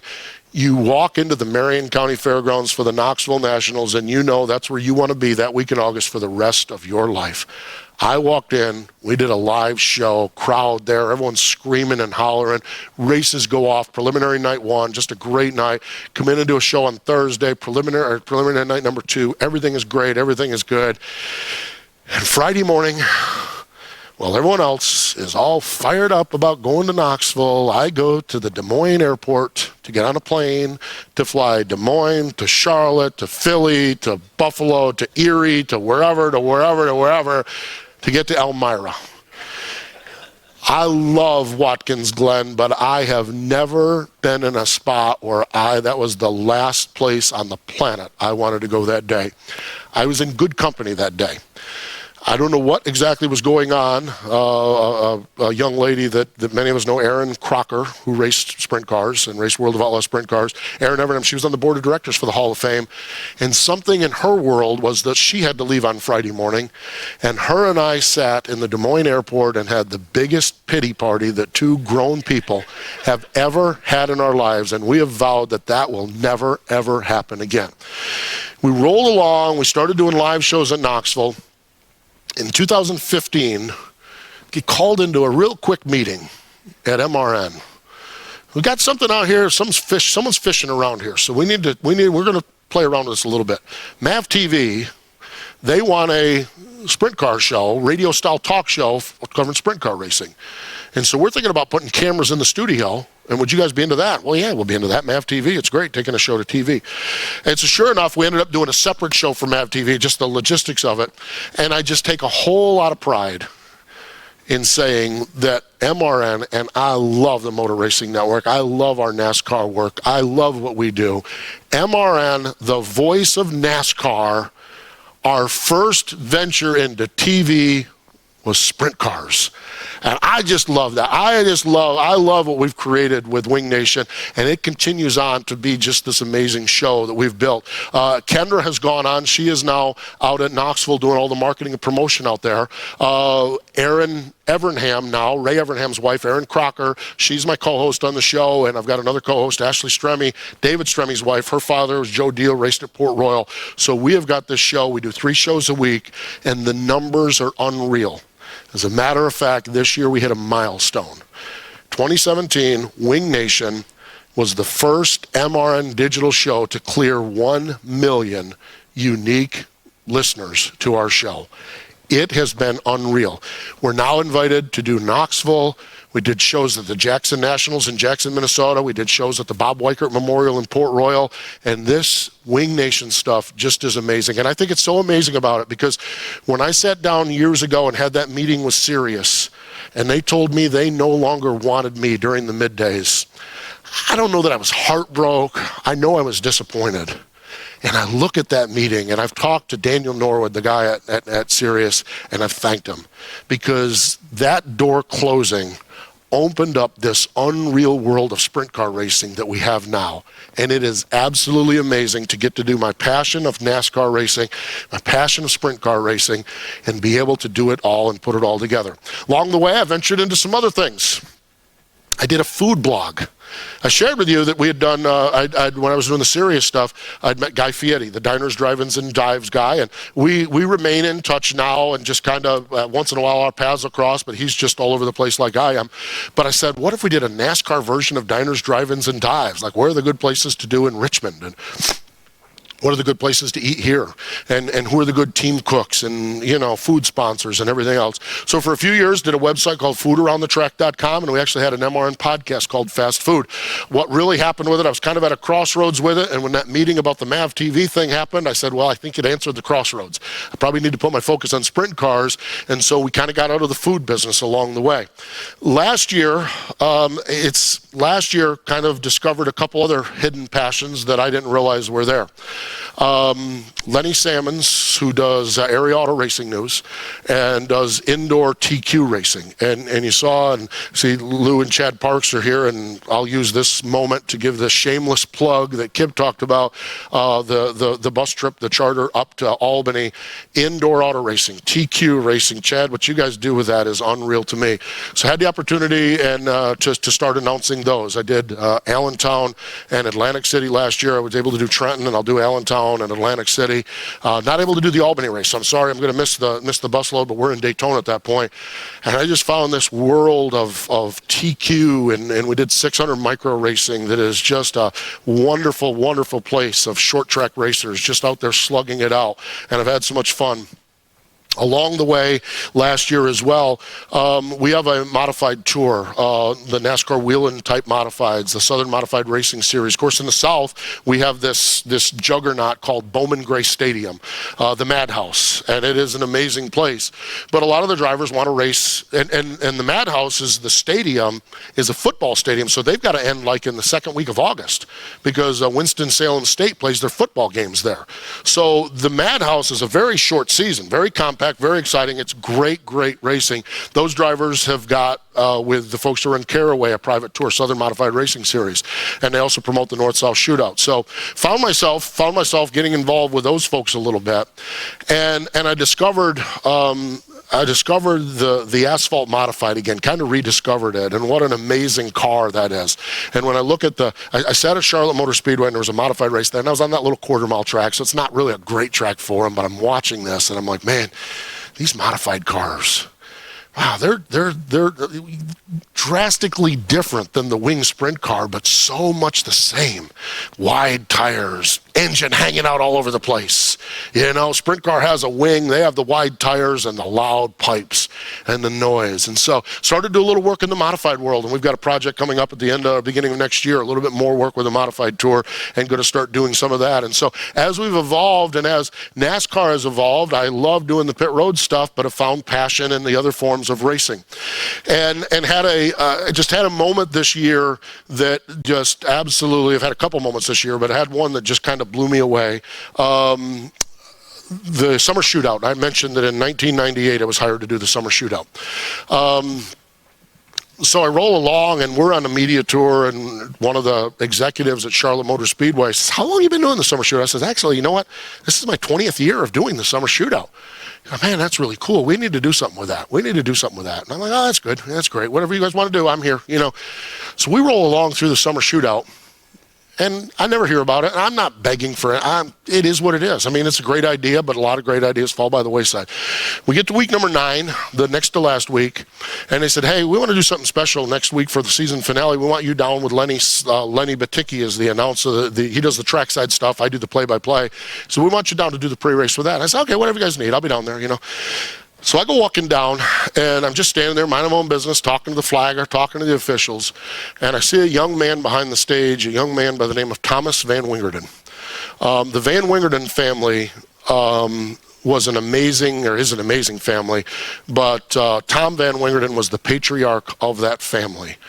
And he had a passion for racing that was just amazing. It was Legends Racing at Charlotte. It was what him and his boys did. His boys went and raced on Tuesday nights at Charlotte, and they were all in. They were there to win races. He ran a successful business in town, but they were there to compete hard, and they did racing for all the right reasons. Tom died probably 7 or 8 years ago in a four-wheeler accident.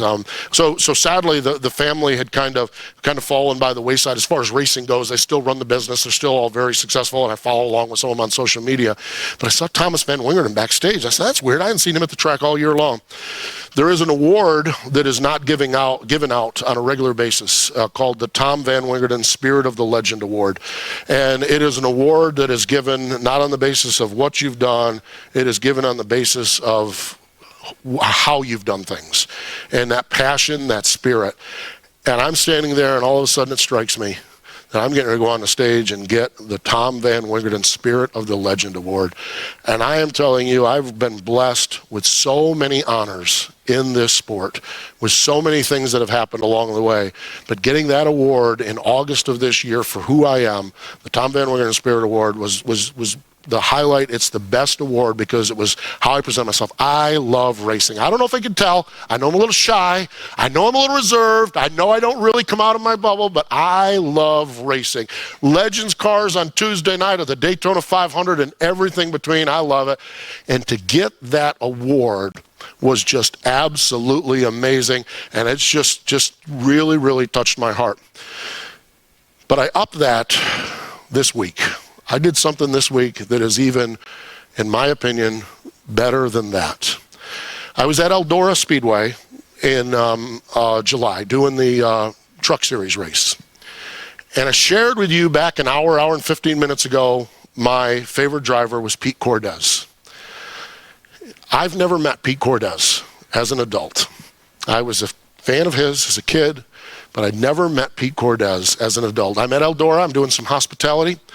I'm there hanging out, and some guy comes up and says, hey, I remember you from 5 Mile Point. You used to watch Chuck Akulis and Carl Nagel and those guys race. And I said, yeah, man, those are the days. He said, man, I used to live right nearby to Pete Cordes. And I said, oh my God, that was my guy. Pete Cordes, that's my guy. And he said, man, he's doing great, doing really, really well. And, with our older race car drivers, we don't know, I hadn't read that Pete had passed or anything, but you just never know. And I'm like, wow, that's great to hear. He's doing well. He's doing great. And I got thinking to myself, I said, how many people get to meet their heroes? How many times when we're a kid, whether it's a baseball hero or football hero or racing hero, do we get a chance to meet our hero? And as Kip and I were putting this together, I said, you know what, why don't I come up a little bit early? And why don't I go see if I can meet my hero? I'm at Knoxville. I'm out there getting ready for the Nationals. Pete and I had started to email back and forth and started to talk a little bit back and forth about it. In 1975, Pete was involved in a crash at 5 Mile Point Speedway. And I was an 11-year-old kid, a Pete Cordes fan, and he broke his back in that crash at 5 Mile Point Speedway. And being the fan that I was able to reach out and send a letter to Pete and send him a note.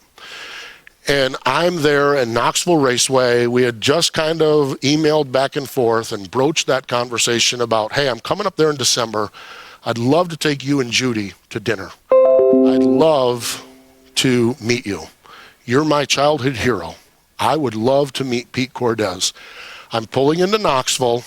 I get an email from Pete Cordes, and in that email is a picture. And in that picture, I won't put it up here, is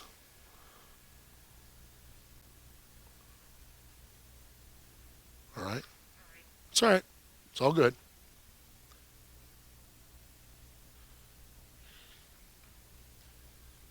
This card. Dear Pete, I am one of your fans, and I saw you Saturday night, and hope you get well. I will miss the blue number 68 at 5 Mile Point. Your fan, Steve Post.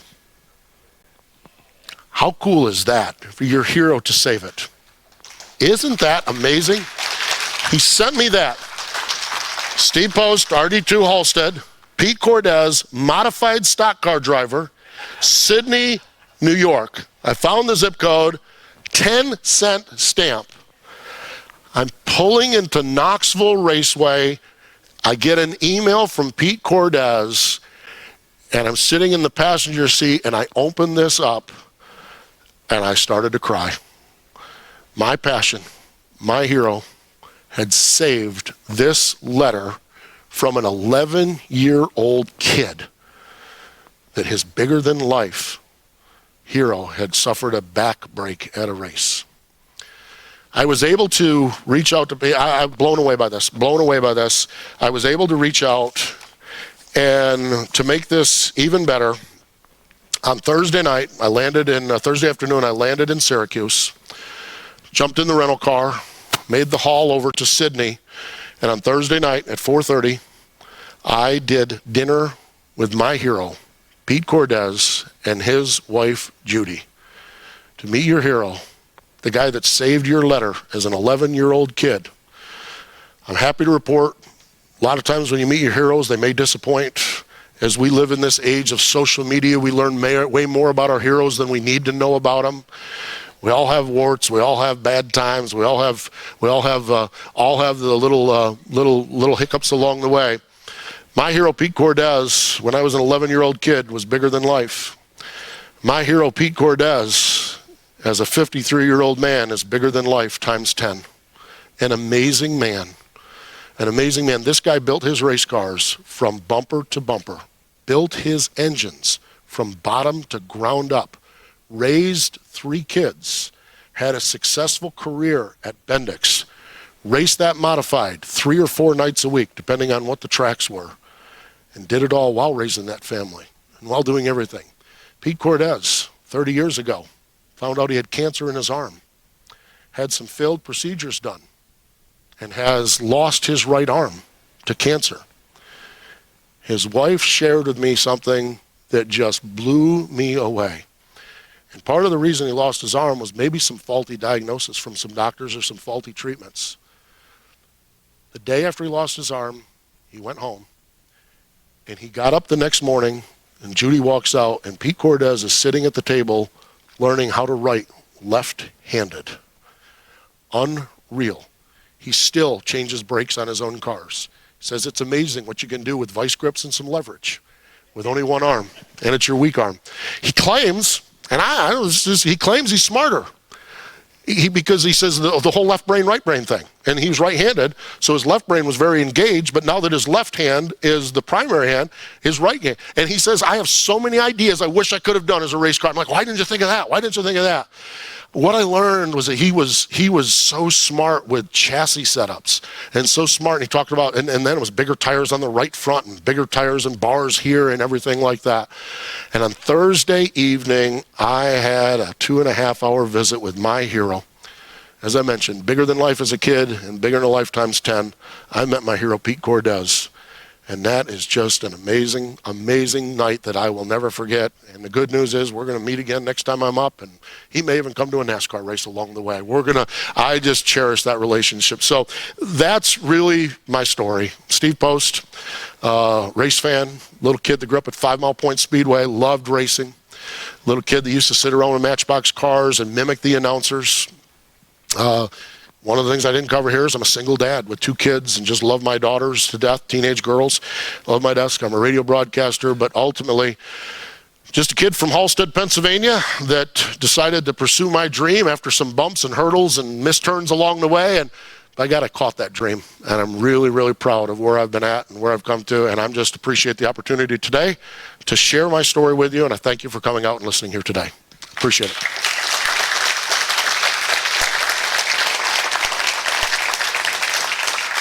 And I guess with that, Josh has a microphone. So if there's any questions, and everything's open season, if there's any questions you have, I would be glad to answer them, and we can have a little informal conversation after a formal talk here. So if anyone has a question, raise your hand, and Josh will get around, and we'll start down here with Mr. Buck, if you will. Yeah. Cordes came to the Morris Hall of Fame in September. I haven't seen him in I don't know how long. Saw him start talking to him. Yeah. He says, I said, you remember me? Yeah. I was a handicapper that 5 mile. Yeah, you used to start me in the back all the time. Yeah, that was I didn't want to react and go, I'm sorry, because you used to win all the time. That's why I had to start in the back. Yeah, that's it. Pete just, yeah, it's the first time he's on the town council of Sydney. He runs Right, exactly. Yeah, he won again. Yeah, he claims the notoriety of being a race car driver, helped him in the election, so he won again. I don't know that Judy, his wife, is all that happy that he's a city council member. That. But he also they have in Sydney, they have an elementary school that they've converted to a civic center, and through default, him being a good guy, him being a handyman, him being everything, he kind of runs the civic center down there, and he's doing really, really well. It's amazing. Really is. A guy that lives up by him, I always tried to get him to come to the old timers at 5 Mile. Yeah. Get him to come. Just tell him I said so. Come. Yeah. He says, oh, he's the mayor of Sydney. He'll never come down. He's got this life. It's what everything you would hope, that your father, your parent, your hero, you would hope that they have what they have. life. I mean, what they appear to have, I mean, I don't know, but it's amazing. We're sitting there in the restaurant, and everyone, hey, Pete, hey, everyone knew him, I mean, just beloved. And to have that be your hero, like I said, we live in an era where heroes disappoint people all the time, and I was like, man, my hero's better than he was when I was a little kid. And so it was really cool. Great stuff. Talking about Larry Catlin. Yeah. Came to the old timers. Came to the one in Kirkwood, yeah. I says, when's the last time you've been here at 5 Mile Point? Oh, man, 40 years ago. He was track champ in 1974. Wow, and he left. 40 years. He just had a knee replacement. So Did he really? Larry Catlin. I remember Larry Catlin. I talked about Gordy Isham, okay? Now, Gordy Isham was one tough son of a... Larry Catlin was a pretty tough dude as well. So we're sitting there in turn number 3 at 5 Mile Point, and Gordy had flipped, and he ended up on his roof right in front of us. And Catlin came down the backstretch and hit him. Well, Gordy was on his roof. Well, Gordy was none too happy about that. And I'll never forget this as long as I live. They come down the backstretch. Catlin came back around, and Gordy comes out, and he's waiting for him. And Callan's like, well, Callan's a big guy. He's a tough guy, too. And I'm telling you what, and I was shocked at this, Gordy Isham with one punch laid Catlin right out. Catlin wore cowboy boots when he drove, or big boots. And I'll never forget, he's laying there with the boots pointed right straight up. And just got, Gordy Isham laid him out. But Larry Catlin, I mean, again, bigger than life, just amazing, those guys. And I saw the pictures of that. I was at Penn-Can the night before, and I wasn't able to make it. But my gosh, the legends in our sport, when you find out at Penn-Can that night, had a great visit with Chuck Akulis. Just a great visit, like two guys. What's going on with NASCAR? What's wrong with NASCAR? What do you do? You know, you're restoring tractors, you're working on things. And, you know, our heroes of the sport, I think that's why it's so important that we have places like this research library, is our heroes in this sport are just amazing people. And we get a chance to meet and to tell their stories. So it's amazing. It really is. Yeah. Yeah, I saw a picture of that. Yeah, I saw a picture of it. That's phenomenal. It's just amazing. Roger Beagle, another one. Chuck, I mean, just amazing. The legends of our sport, and so many just really good people that wheeled those race cars around. And you know, and I think that's the thing that's so amazing is they didn't do it. I don't think when you're doing this business, you realize the impact. You know, I mean, Dusty Doyle's long gone, but when I look at the impact, a guy like Pete Cordes, my email is spost68. A lot of people think I was born in 68. I was born in 64. My email is 68 because of Pete Cordes. I always try to have something 68 in a lot of things I do to remember what it was like to be a kid on the backstretch at 5 Mile Point Speedway. And so 68 is a tip to Pete Cordes. I think that was the fun thing about meeting Pete the other day. He's just assuming he's just racing. And I don't think any of us realize what the impact might be on what we do. You know how we got that number? No, I don't know that. I always thought he was 6'8". Yeah, because Gary Bunzy had talked to him to get him to come to my meeting. He goes, "Come on, drive my car." So he drove my car. He went right home and built a car. Yeah. Got the car all built, and he called back and he says, "I got the car all done. What number do you think I should have?"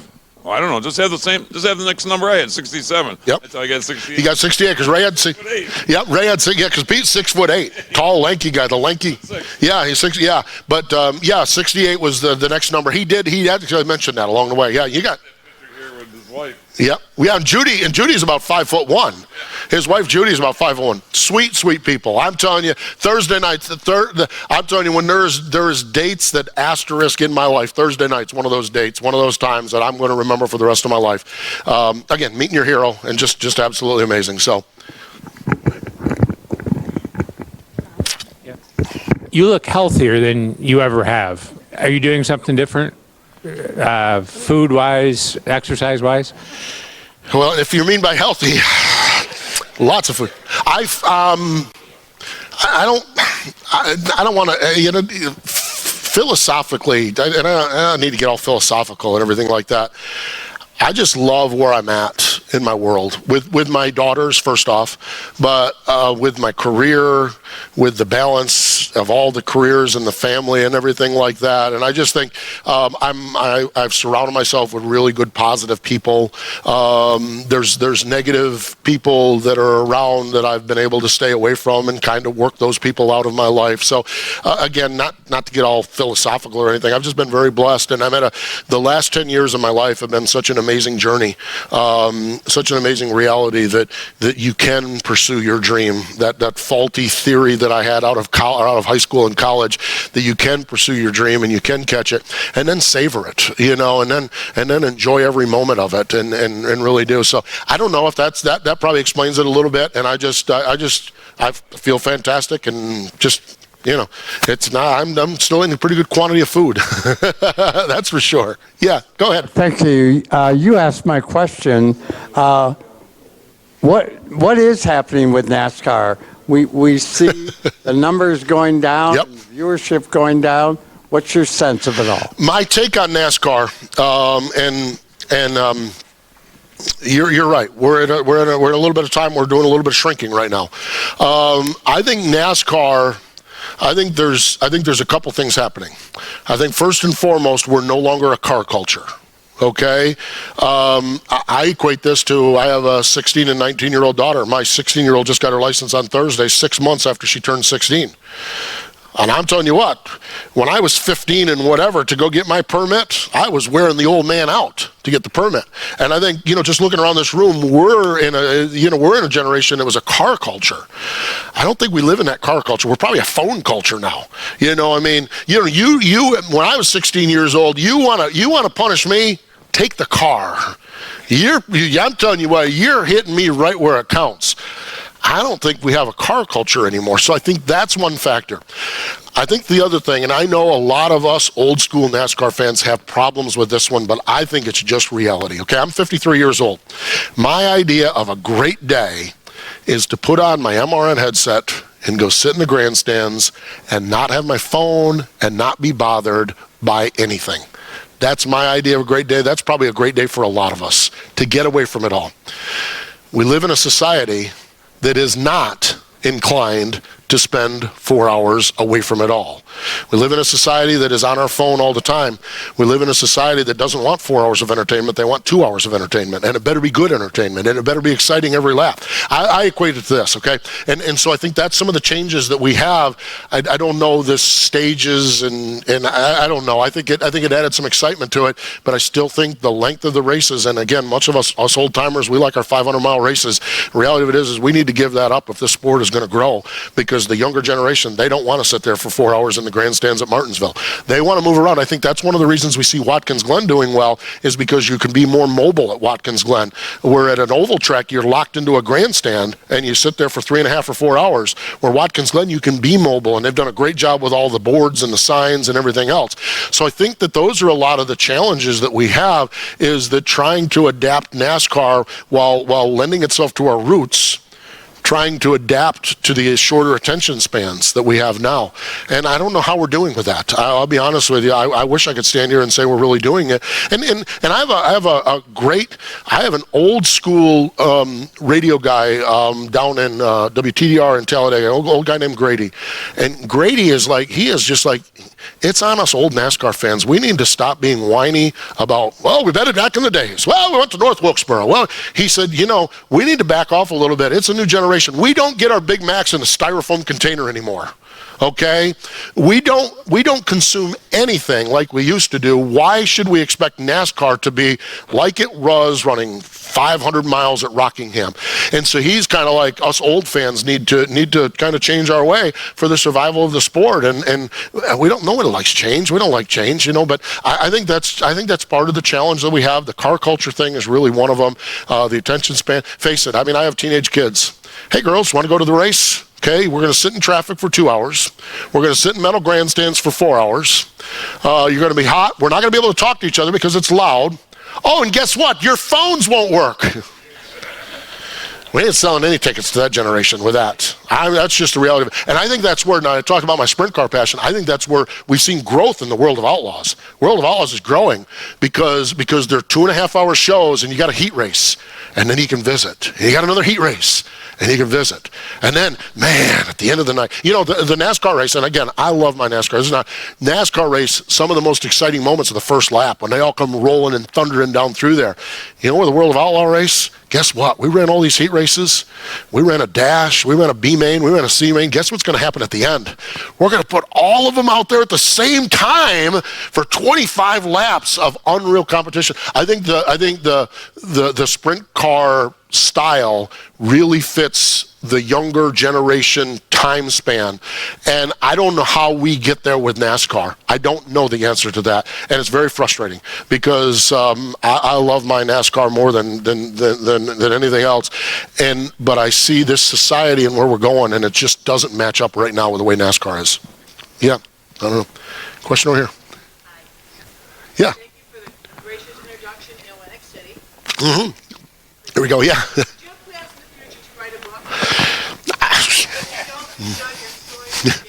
It's a great question. I'll be honest with you. It's something I've never thought about. And I'll be honest, this whole experience when Kip reached out to me, I'm like, okay, I'll come up and talk. And the last month and a half have been fascinating, kind of piecing this all together. So I don't know. I have no plans at writing a book, but I do have a little bit of an outline now if someone wants to talk about it. I appreciate Kip on that. He may even get a mention in the forward if we do something, you know. But no, I don't. But I appreciate that. I take that as very kind words, and I don't know. And that's the thing. Josh is around here, and Josh and Kip, they're like, what do you have photo-wise? What do you have photo-wise? I've done a terrible job documenting this.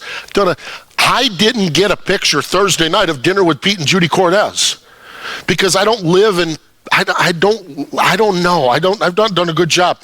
When I moved to North Carolina, I gave Casey Cole all my Gator, all my collection. I gave that all away because I was sick of moving it around. I don't do a good job of documenting things.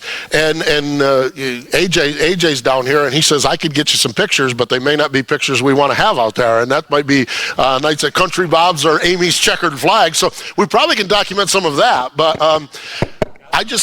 it's well documented, exactly. So I don't have a lot of the support stuff with it. I kind of live like it's just my memory, just my life, and I'm fortunate to have them. But I mean, they're probably out there. But I don't know who would take to gather it all and put it all together. But I don't know. I don't have much of that. Yeah, there we go. That's true. Yes, exactly. Maybe maybe it's a good project there. Yesterday, you visited a couple of schools. Tell us about the reception and the questions that the young people had for you yesterday. Yeah, it was really cool. I think I clipped this mic off. I filled it. And go. Yep, I've lost. Well, it's okay. I can. Yeah, it's not like I can't project. Yep. Yeah, yes. Whoops. Now I broke it. I'm 2 for 2. How about I'll just do that? I'll just project. I'll just talk in my normal voice, I'll just use my outdoor voice. We had a chance to meet some students at right here in Watkins Glen, and then at Horseheads. The students here were in a public speaking class and some financial class, and then the students in Horseheads were in sports marketing and in different classes. And it's interesting when you meet kids because 80% of them were kind of like, oh, okay, who's this old dude going to tell us about this? Fortunately, we were able to engage, and the message that I have is follow your dreams. The message I have is your dream is probably a little bit more legitimate than a guy playing with Matchbox cars on the floor, okay? But yet the guy playing with the Matchbox cars announcing like announcers on the floor made his dream come true, so whatever it is. And fortunately, we were able to engage. A couple of them said, I want to work in the video game business. And we talked about, the production of video games, the marketing of video games, V-Sports that they do, the video games. I had a kid, this was really cool. I hope this works out. That'd be really funny. Kid likes to make people laugh. And he's doing YouTube videos, comedy videos. And I'm like, son, you're onto this, And hey, if you're good with YouTube and what we have in 2017, the sky's the limit. I think the thing was really encouraging about it is we had a girl down in Horseheads who was into sports medicine. And so she asked a question, and we talked about, different opportunities in sports medicine. And she was actually the one that escorted us back out of the building there, Kip and I. And we made it down to the office, and I said, where'd your interest in sports medicine come from? And she shared me, she was talking about that here, and she was like a sailor along the way, and how she's learned about it from medicine, and what she's learned from doctors, and what she's learned and how not to have that happen, and how she wants to pitch, and that's what she really wants to do. And I'm like, girl, you're onto it. It's your passion. Take that bad situation of injuring yourself, and get yourself healthy, get back there pitching. But figure out what we can do so that other young girls are not throwing their arms out the way you did. And so I was really encouraged. I think the kids in general, 50% of the class is all glazed over. I think the 40% of the class was somewhat engaged because it wasn't their normal teacher. But I think there was a small percentage of them, and including that one girl down at Horseheads that really responded. And I love dealing with kids. I have 2 teenage daughters myself. I love dealing with kids, and I love sharing the message about follow that dream. We all spend a lot of times working in our lives, and some of us have worked jobs that we didn't like along the way. But I love to share the follow the passion story. So it was a great time yesterday. I appreciate Kip setting that up. Really, really good. All right. I haven't been listening to the Sirius NASCAR for a while, but is Dave Moody kind of taking over for what Barney Hall used to do? It's a great question. This question was, I'll repeat it here. Sirius XM NASCAR Radio. One of the afternoon's hosts is a co-worker of mine named Dave Moody. And Dave is a very, very strong, opinionated guy. He does the afternoon show, and he is a tremendous broadcaster from Barrie, Vermont. He used to be the announcer for years and years at Thunder Road Speedway, Ken Squire and Tom Curley's place up there. And Dave is very, very strong with his radio show. It's kind of one of the anchor shows they have on Sirius XM NASCAR Radio. His question was about Barney Hall. Okay, and I'm gonna say no in that I think Dave has a huge presence in the sport like Barney Hall did. Okay, and I think I will fairly say that Dave will acknowledge, and I will acknowledge, that Dave is no Barney Hall. Steve is no Barney Hall. Joe Moore is no Barney Hall. There's only one Barney Hall, and we lost him a year and a half ago. So I don't think from that perspective. I think from the volume, from the face of it, Dave is certainly one of the radio faces. There's such a thing as radio faces of the sport, and he's very talented. He's a great guy, and I think Dave's real strength is he loves to argue. And if you listen to a serious show, I'm telling you that, I mean, when I do this serious stuff, I'm like, you gotta be freaking kidding me. You wanna talk about this? Talk about this. Dave is so good because he is really good at arguing and framing arguments and debating and bantering, and he is just really good at doing that, and he likes doing it. Me, it's like, come on, dude. Let's not talk about Toyota coming into the sport again. They've been here for 12 years now, or 15 years, and I know you don't like the Jeff company coming into the sport, but I'm not, where Dave is really good with that. So they're very, very different. Now, I do want to talk a little bit about Barney Hall. Now, Barney Hall, MRN is called the voice of NASCAR. And to a degree that is true, okay? But to a degree that is false, because the voice of NASCAR is Barney Hall. Barney, a legendary broadcaster from Elkin, North Carolina, and years ago he got hired to go over to Bristol. He was working at a radio station in Elkin, got hired to go over to Bristol, and Barney Hall became the lead voice for years and years and years for Motor Racing Network. The reason Barney Hall is the voice of NASCAR is his folksy charm, his way of telling stories, but Barney Hall in the garage area was the man.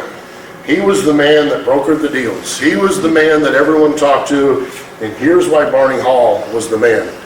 Barney Hall was the guy that you could go talk to about anything, and you knew 100% that wasn't going to end up on MRN radio until it was meant to be on MRN radio. The most trusted person in our industry was Barney Hall, as far as that goes. And he wheeled a lot of deals in that garage area. We talked to a driver who was getting at the end of a run, and talked to a team owner, and he talked to him and put it together, and they knew 100% that anything they told Barney Hall on the QT was on the QT, and he was respected and loved in that. And I think the thing was amazing. The most fortunate era that I worked in MRN, and I don't remember the years, but because of Barney's age, commercial flights became a real challenge, and we were able to do a charter system. MRN was still based in Daytona. I was in Concord in the Charlotte area. Barney was in Elkin, and so we would have a private charter plane, and for a couple of years there was 2 seats on that charter plane, and I would fly with Barney Hall. And we would arrive at the airport on Thursday afternoon at 3 o'clock, and he'd be sitting there, and I'd be sitting there, and I'd be driving the rental car, and he'd look at me and say, and we'd go to Talladega, and he'd say, boy, I think you and I need to go have some catfish tonight. And we'd go to a place called Top of the River, his favorite restaurant on the tour, and we would sit there and talk, and sometimes Richard Childress would come and sit down and talk with us, and we would just visit. The thing that Barney really taught me, though, was we'd get done with dinner on Thursday night, and he'd be like, boy, what time's the garage open tomorrow? The garage opens at 7 o'clock tomorrow. He says, we're leaving at 6:30 then, aren't we? I said, yeah, we're leaving at 6:30, Barney. We need to be there for the garage open. Barney Hall worked that garage area I think there's a few of us right now, Alex Hayden, one of my co-workers, I think I worked the garage area fairly good, but nobody worked that garage area like Barney Hall, and what I found amazing about it is that even as close to 3 or 4 years ago, you'd walk in that garage area and you'd be poking around talking to a crew chief, and over in the corner, sitting on a toolbox, you'd see Barney Hall and Jamie McMurray over there talking. Maybe like talking about like 2 or 3 generations difference, and they're talking. Dale Earnhardt Jr., I mean, Barney and Dale's dad, Dale Earnhardt, Barney, and they were fishing buddies, and Dale Earnhardt Jr.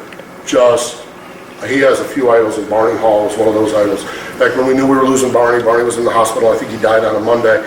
Junior actually called him at the hospital on Saturday and basically said goodbye and talked to him. So much respect. So to your question, I think Dave is going to has a huge presence in the sport, but I don't know that Dave's combined are going to have the presence that Barney Hall had. Just so much. It's just, I'm very fortunate in the broadcasting. I learned from Ken Squire. I spent a lot of time with Ken Squire. I spent even more time with Barney Hall.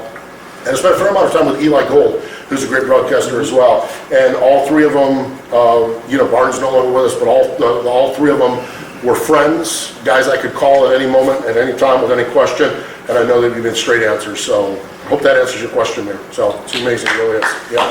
You ever taken a stab at driving yourself? Have I ever taken a stab at driving myself? Street stock 5 Mile Point Speedway. Oh dear. Yes, I did. I did 1 media race. I'm driving a car for a guy by the name of Rockin' Roger Salai. It would have been 1990. The reason I know it was 1990 is because I had my foot in the cast because I wrecked a car in 1990. It's another whole story. K car? The K car, rain out gone bad. But it would have been 1990. It was a media race at 5 Mile Point Speedway. And Rockin' Roger let me get in his car, and it was a beat up old street stock. Old Rockin' Roger didn't have the finest looking machinery, that's for sure. But what he didn't have in fine machinery, he made up for after the race in cold beer. So we were all good. Roger, one of my favorite people in the world, and the one race that I drove, I'm thankful. I'm one and done as far as racing, and I'm glad my team owner was Roger Salai. So we start this street stock match race, media race, and I swear to God, we're going 900 miles per hour. I get to the flag stand and I twitch that car and it kicks sideways, and I'm Stan Plosky. Back in 1972, just bailing that car down into turn number 1. Remember when the Reading guys used to show up and had fuel injection, and they'd get the car to the flag stand and they'd crank it sideways? Jim Kepley, Gerald Chamberlain, Stan Plosky, fire flying out of that. I'm in Rogers Street Stock, and I swear to God, I'm doing the same thing. I'm out there just rolling. And I'm working my way forward, and I started 6th or 8th, and I'm working my way forward, to get up to 2nd spot. In the lead is a photographer from this area, Dan Burry, okay? And Dan was driving Mike Frederick's Street Stock, okay? While Roger Salai had a beat the hell Street Stock, Mike Frederick's Street Stock would win every car show and would look as good in August as it did during the season. And so I'm moving in on Dan Burry and Mike Frederick's car, and I'm just like, and it became obvious that Dan was driving with the mirror in hand. And I'm thinking to myself, the only way I'm going to win this race is to lay the iron of Mike Frederick's race car. And I don't even want to think about Ken Frederick, Mike's dad, after someone wrecked his race car. So I tried. I had my foot in the cast, and I'm there in the cast, and I get about 6 laps into the match race. And all of a sudden, I was like, man, something in this car stinks. I'm like, oh, it's Roger's car. I mean, there's got to be a wire on a manifold or something. I think it's Roger Salai's car. And everything. All of a sudden, about 6 laps in, it was like someone shot me in the heel. Like, what the? My foot was on fire. My cast was on fire because the floorboards were hot. So I had to drive. That's my excuse. I had to drive with my foot up in the air, but I didn't want to mess with Dan Burry's car. And I got out of the car, and Roger's high-fiving me, and we're just having a blast. And I'm like, man, I can't wait to go to Tico's Tavern. We're going to watch the video of this thing. This is going to be epic. This is going to be the greatest thing in the world. Mel Thomas Videos brought the video down, and we cue that thing up, and we're watching the cars parade around the racetrack. And we're watching the cars parade around the racetrack, and I'm like, I don't remember that many parade laps. There wasn't that many parade laps. That's 2 laps into the race. You guys, you weren't Stan Plosky at all. You weren't sideways. There was no fire flying out. The only fire flying off was your heel. You guys were pathetic. You were really bad, and you finished 2nd in a really, really bad race. So there's my racing story, and Ken Frederick wasn't mad at me, so I guess I did all right. So but that was my one time of racing. I respect the drivers, but I just always talked about it. I never really had that strong desire to do it at all. Never was one. Some kids, that's all they dream about. So, but I never really had that. So one and done. One team owner, happy team owner at the end, we drank beer at the end, and I had a top 2 finish. So there we go. That's my story, and I'm sticking to it, and I was handicapped while doing it, so. Roger still shows up for old timers. Yeah, that's right, Roger still shows up, figure 8 champ at 5 mile point, as a matter of fact, figure 8 champ at 5 mile point, yep, absolutely. We have other questions? Whatever happened to the Jimmy Spencer show? That's a great question. You know, Jimmy Spencer, I have no idea, and I get that 2 or 3 times. Does anyone ever know what happened to Jimmy Spencer? I don't understand, maybe he moved back to Berwick. But I have no idea. He used to do the stuff on Fox Sports Network and everything like that, and I have no idea what happened to Jimmy Spencer. And I get that question a lot, especially doing some of the modified stuff. People are like, whatever happened to Jimmy? And he just is, Jimmy lived a very interesting life because, and I didn't realize this, the first time he told me this, I thought he was nuts. So I said, you know, we were up in New Hampshire doing a show, and we're in a commercial break, on a Sirius show, we're in a commercial break. I said, what are you doing in that racing? He said, I love to garden and grow roses. Yeah, right, you're Jimmy. You love to grow. And I realized he likes to garden, and he's really into quiet, peaceful things, which just does not seem like the Jimmy Spencer that I know. Yeah, Jimmy Spencer. I mean, I was in that era, 1979. Okay, 1979 we go to Shangri-La Speedway. It's the Dale Campfield was the promoter, and boy, I'm telling you what, that guy could come up with some long line of horse crap. I'm telling you. And this was the last race of the 70s. You got to be at the last race of the 70s. You got to be here. And in comes this kid with a green number 24 car from Berwick, Pennsylvania, and he hit everything. Every wall, the old Days of Thunder thing, he hit everything but the pace car. We're sitting there during intermission, and my old man is sitting there, and we're all talking during the intermission, and the old man makes the dumbest statement on the planet. If that Spencer kid ever figures out how not to hit anything, he'll make it to Winston Cup. Oh my God, you lost your mind. Have you lost your mind? Jimmy Spencer will be lucky if he makes it out here without getting his ass kicked. You know what I mean? It's just, and so he, you know, and then you follow in the Spencers. The darndest thing in the world was when there was a fight with the Spencers around. Okay, you could sit there, and Jimmy's out there racing, and when a fight broke out, it multiplied to 40 people in an instant. 75% of them named Ed or Edgar, okay? But the Spencers would come out of the woodworks. I'm down at Evergreen Speedway one time, and someone got into it with Jimmy or Ed or someone got into it, and there's people like you swear they're coming out of the woods.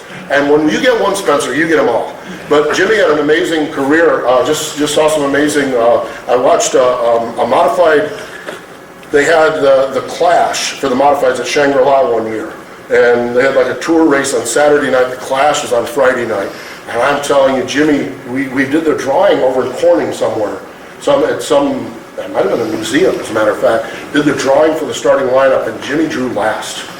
And so we were like, oh, that's going to be awesome. And so they threw the green flag, and Jimmy comes down the front stretch. He came down the front stretch and got under a few people, got into turn number 1. And I am telling you, he went into turn number 3 in the grass. And he ended up saving the race car, and he came out of turn number 4. I think it was 11 cars in the race. He came out of turn number 4 in the 3rd spot after that first lap. Now, 6 of the guys he scared the hell out of in turn number 3 because he's in the grass and there's gravel flying all over the place.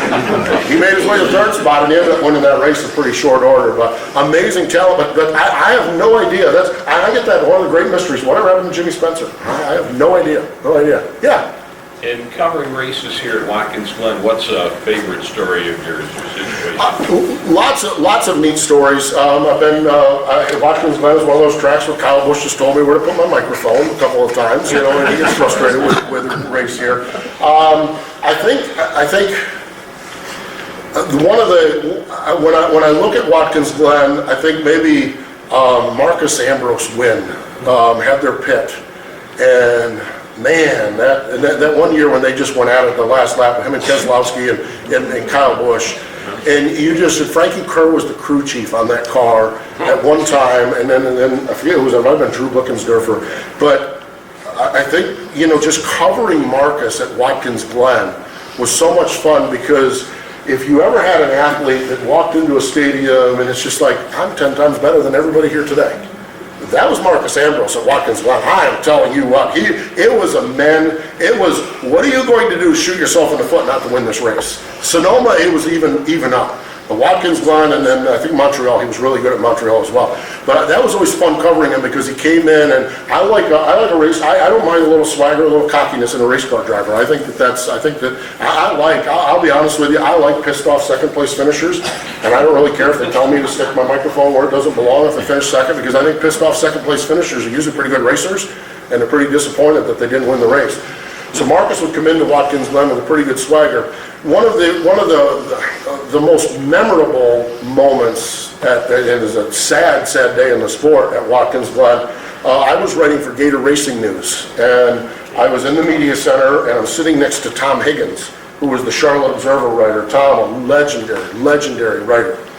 And cars go down the backstretch into the 90-degree turn there, and J.D. McDuffie goes off the racetrack and crashes, and we saw Jimmy Means' reaction, and you knew it wasn't good. I'm sitting there, and we're all kind of watching the TV and everything, and Tom Higgins had a private radio listening to the NASCAR channel, and they paged a doctor, and it was an Asian last name, Dr. Wu or Dr. someone or Dr. whatever it was a name that was that.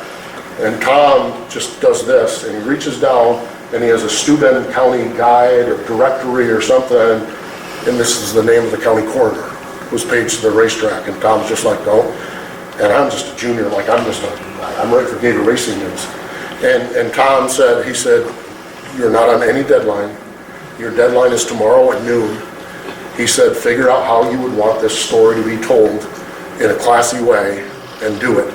He said, some of us are on a little bit better deadline. He said, but I got until 10 o'clock tonight before the Charlotte Observer needs a story, and it's going to take me till 10 o'clock to figure out how to put my arms around. Of course, this was that. And then kind of the calm kind of settled over the place, and I just went for a walk, and I just did that. So that's probably the most pertinent memory I have. Favorite interview would probably be Marcus. One of my favorite fight stories, okay? About 2 or 3 years ago, it was an Xfinity Series race, and Regan Smith and Ty Dillon got into it. I think it was Ty, might have been Austin, was Ty, one of the Dillon boys got into it. And I knew they got into it on the last lap. And your goal is to be there with the microphone open when the fight breaks out. Okay? Hey, I'm just saying that, I'm just human. That's all I'm doing. So I'm standing there, and I'm interviewing the Dillon boy, and I don't remember which one it was. I'm interviewing. I see out of the corner of my eye Regan Smith coming on a beeline, and I know they got into each other along the way. And I'm like, come on, Ty, keep talking, just keep talking. And my radio producer says, heads up, Regan Smith's headed your way. And I'm like, okay, I'm watching. Sure enough, thank God Ty talked long enough.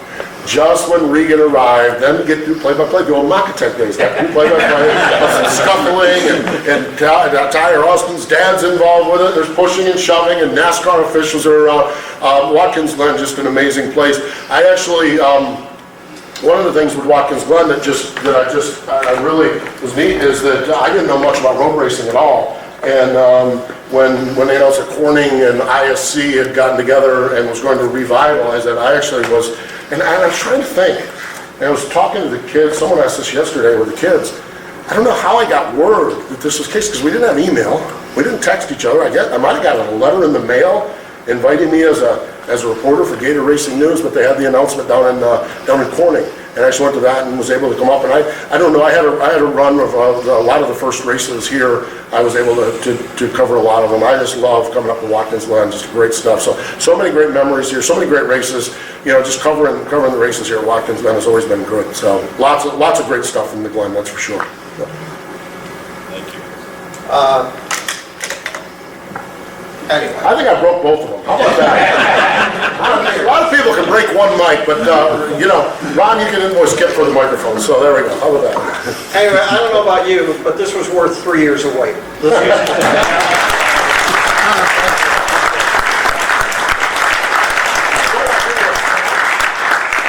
want to invite everybody back over to the center. Our catering genius, Samantha, has put together a real holiday spread. But Ange would also like, you're all invited back to the center, please go. Ange would like kind of the southern tier Steve Post crowd to pose for a picture with Steve up here. Yeah, call your gang up.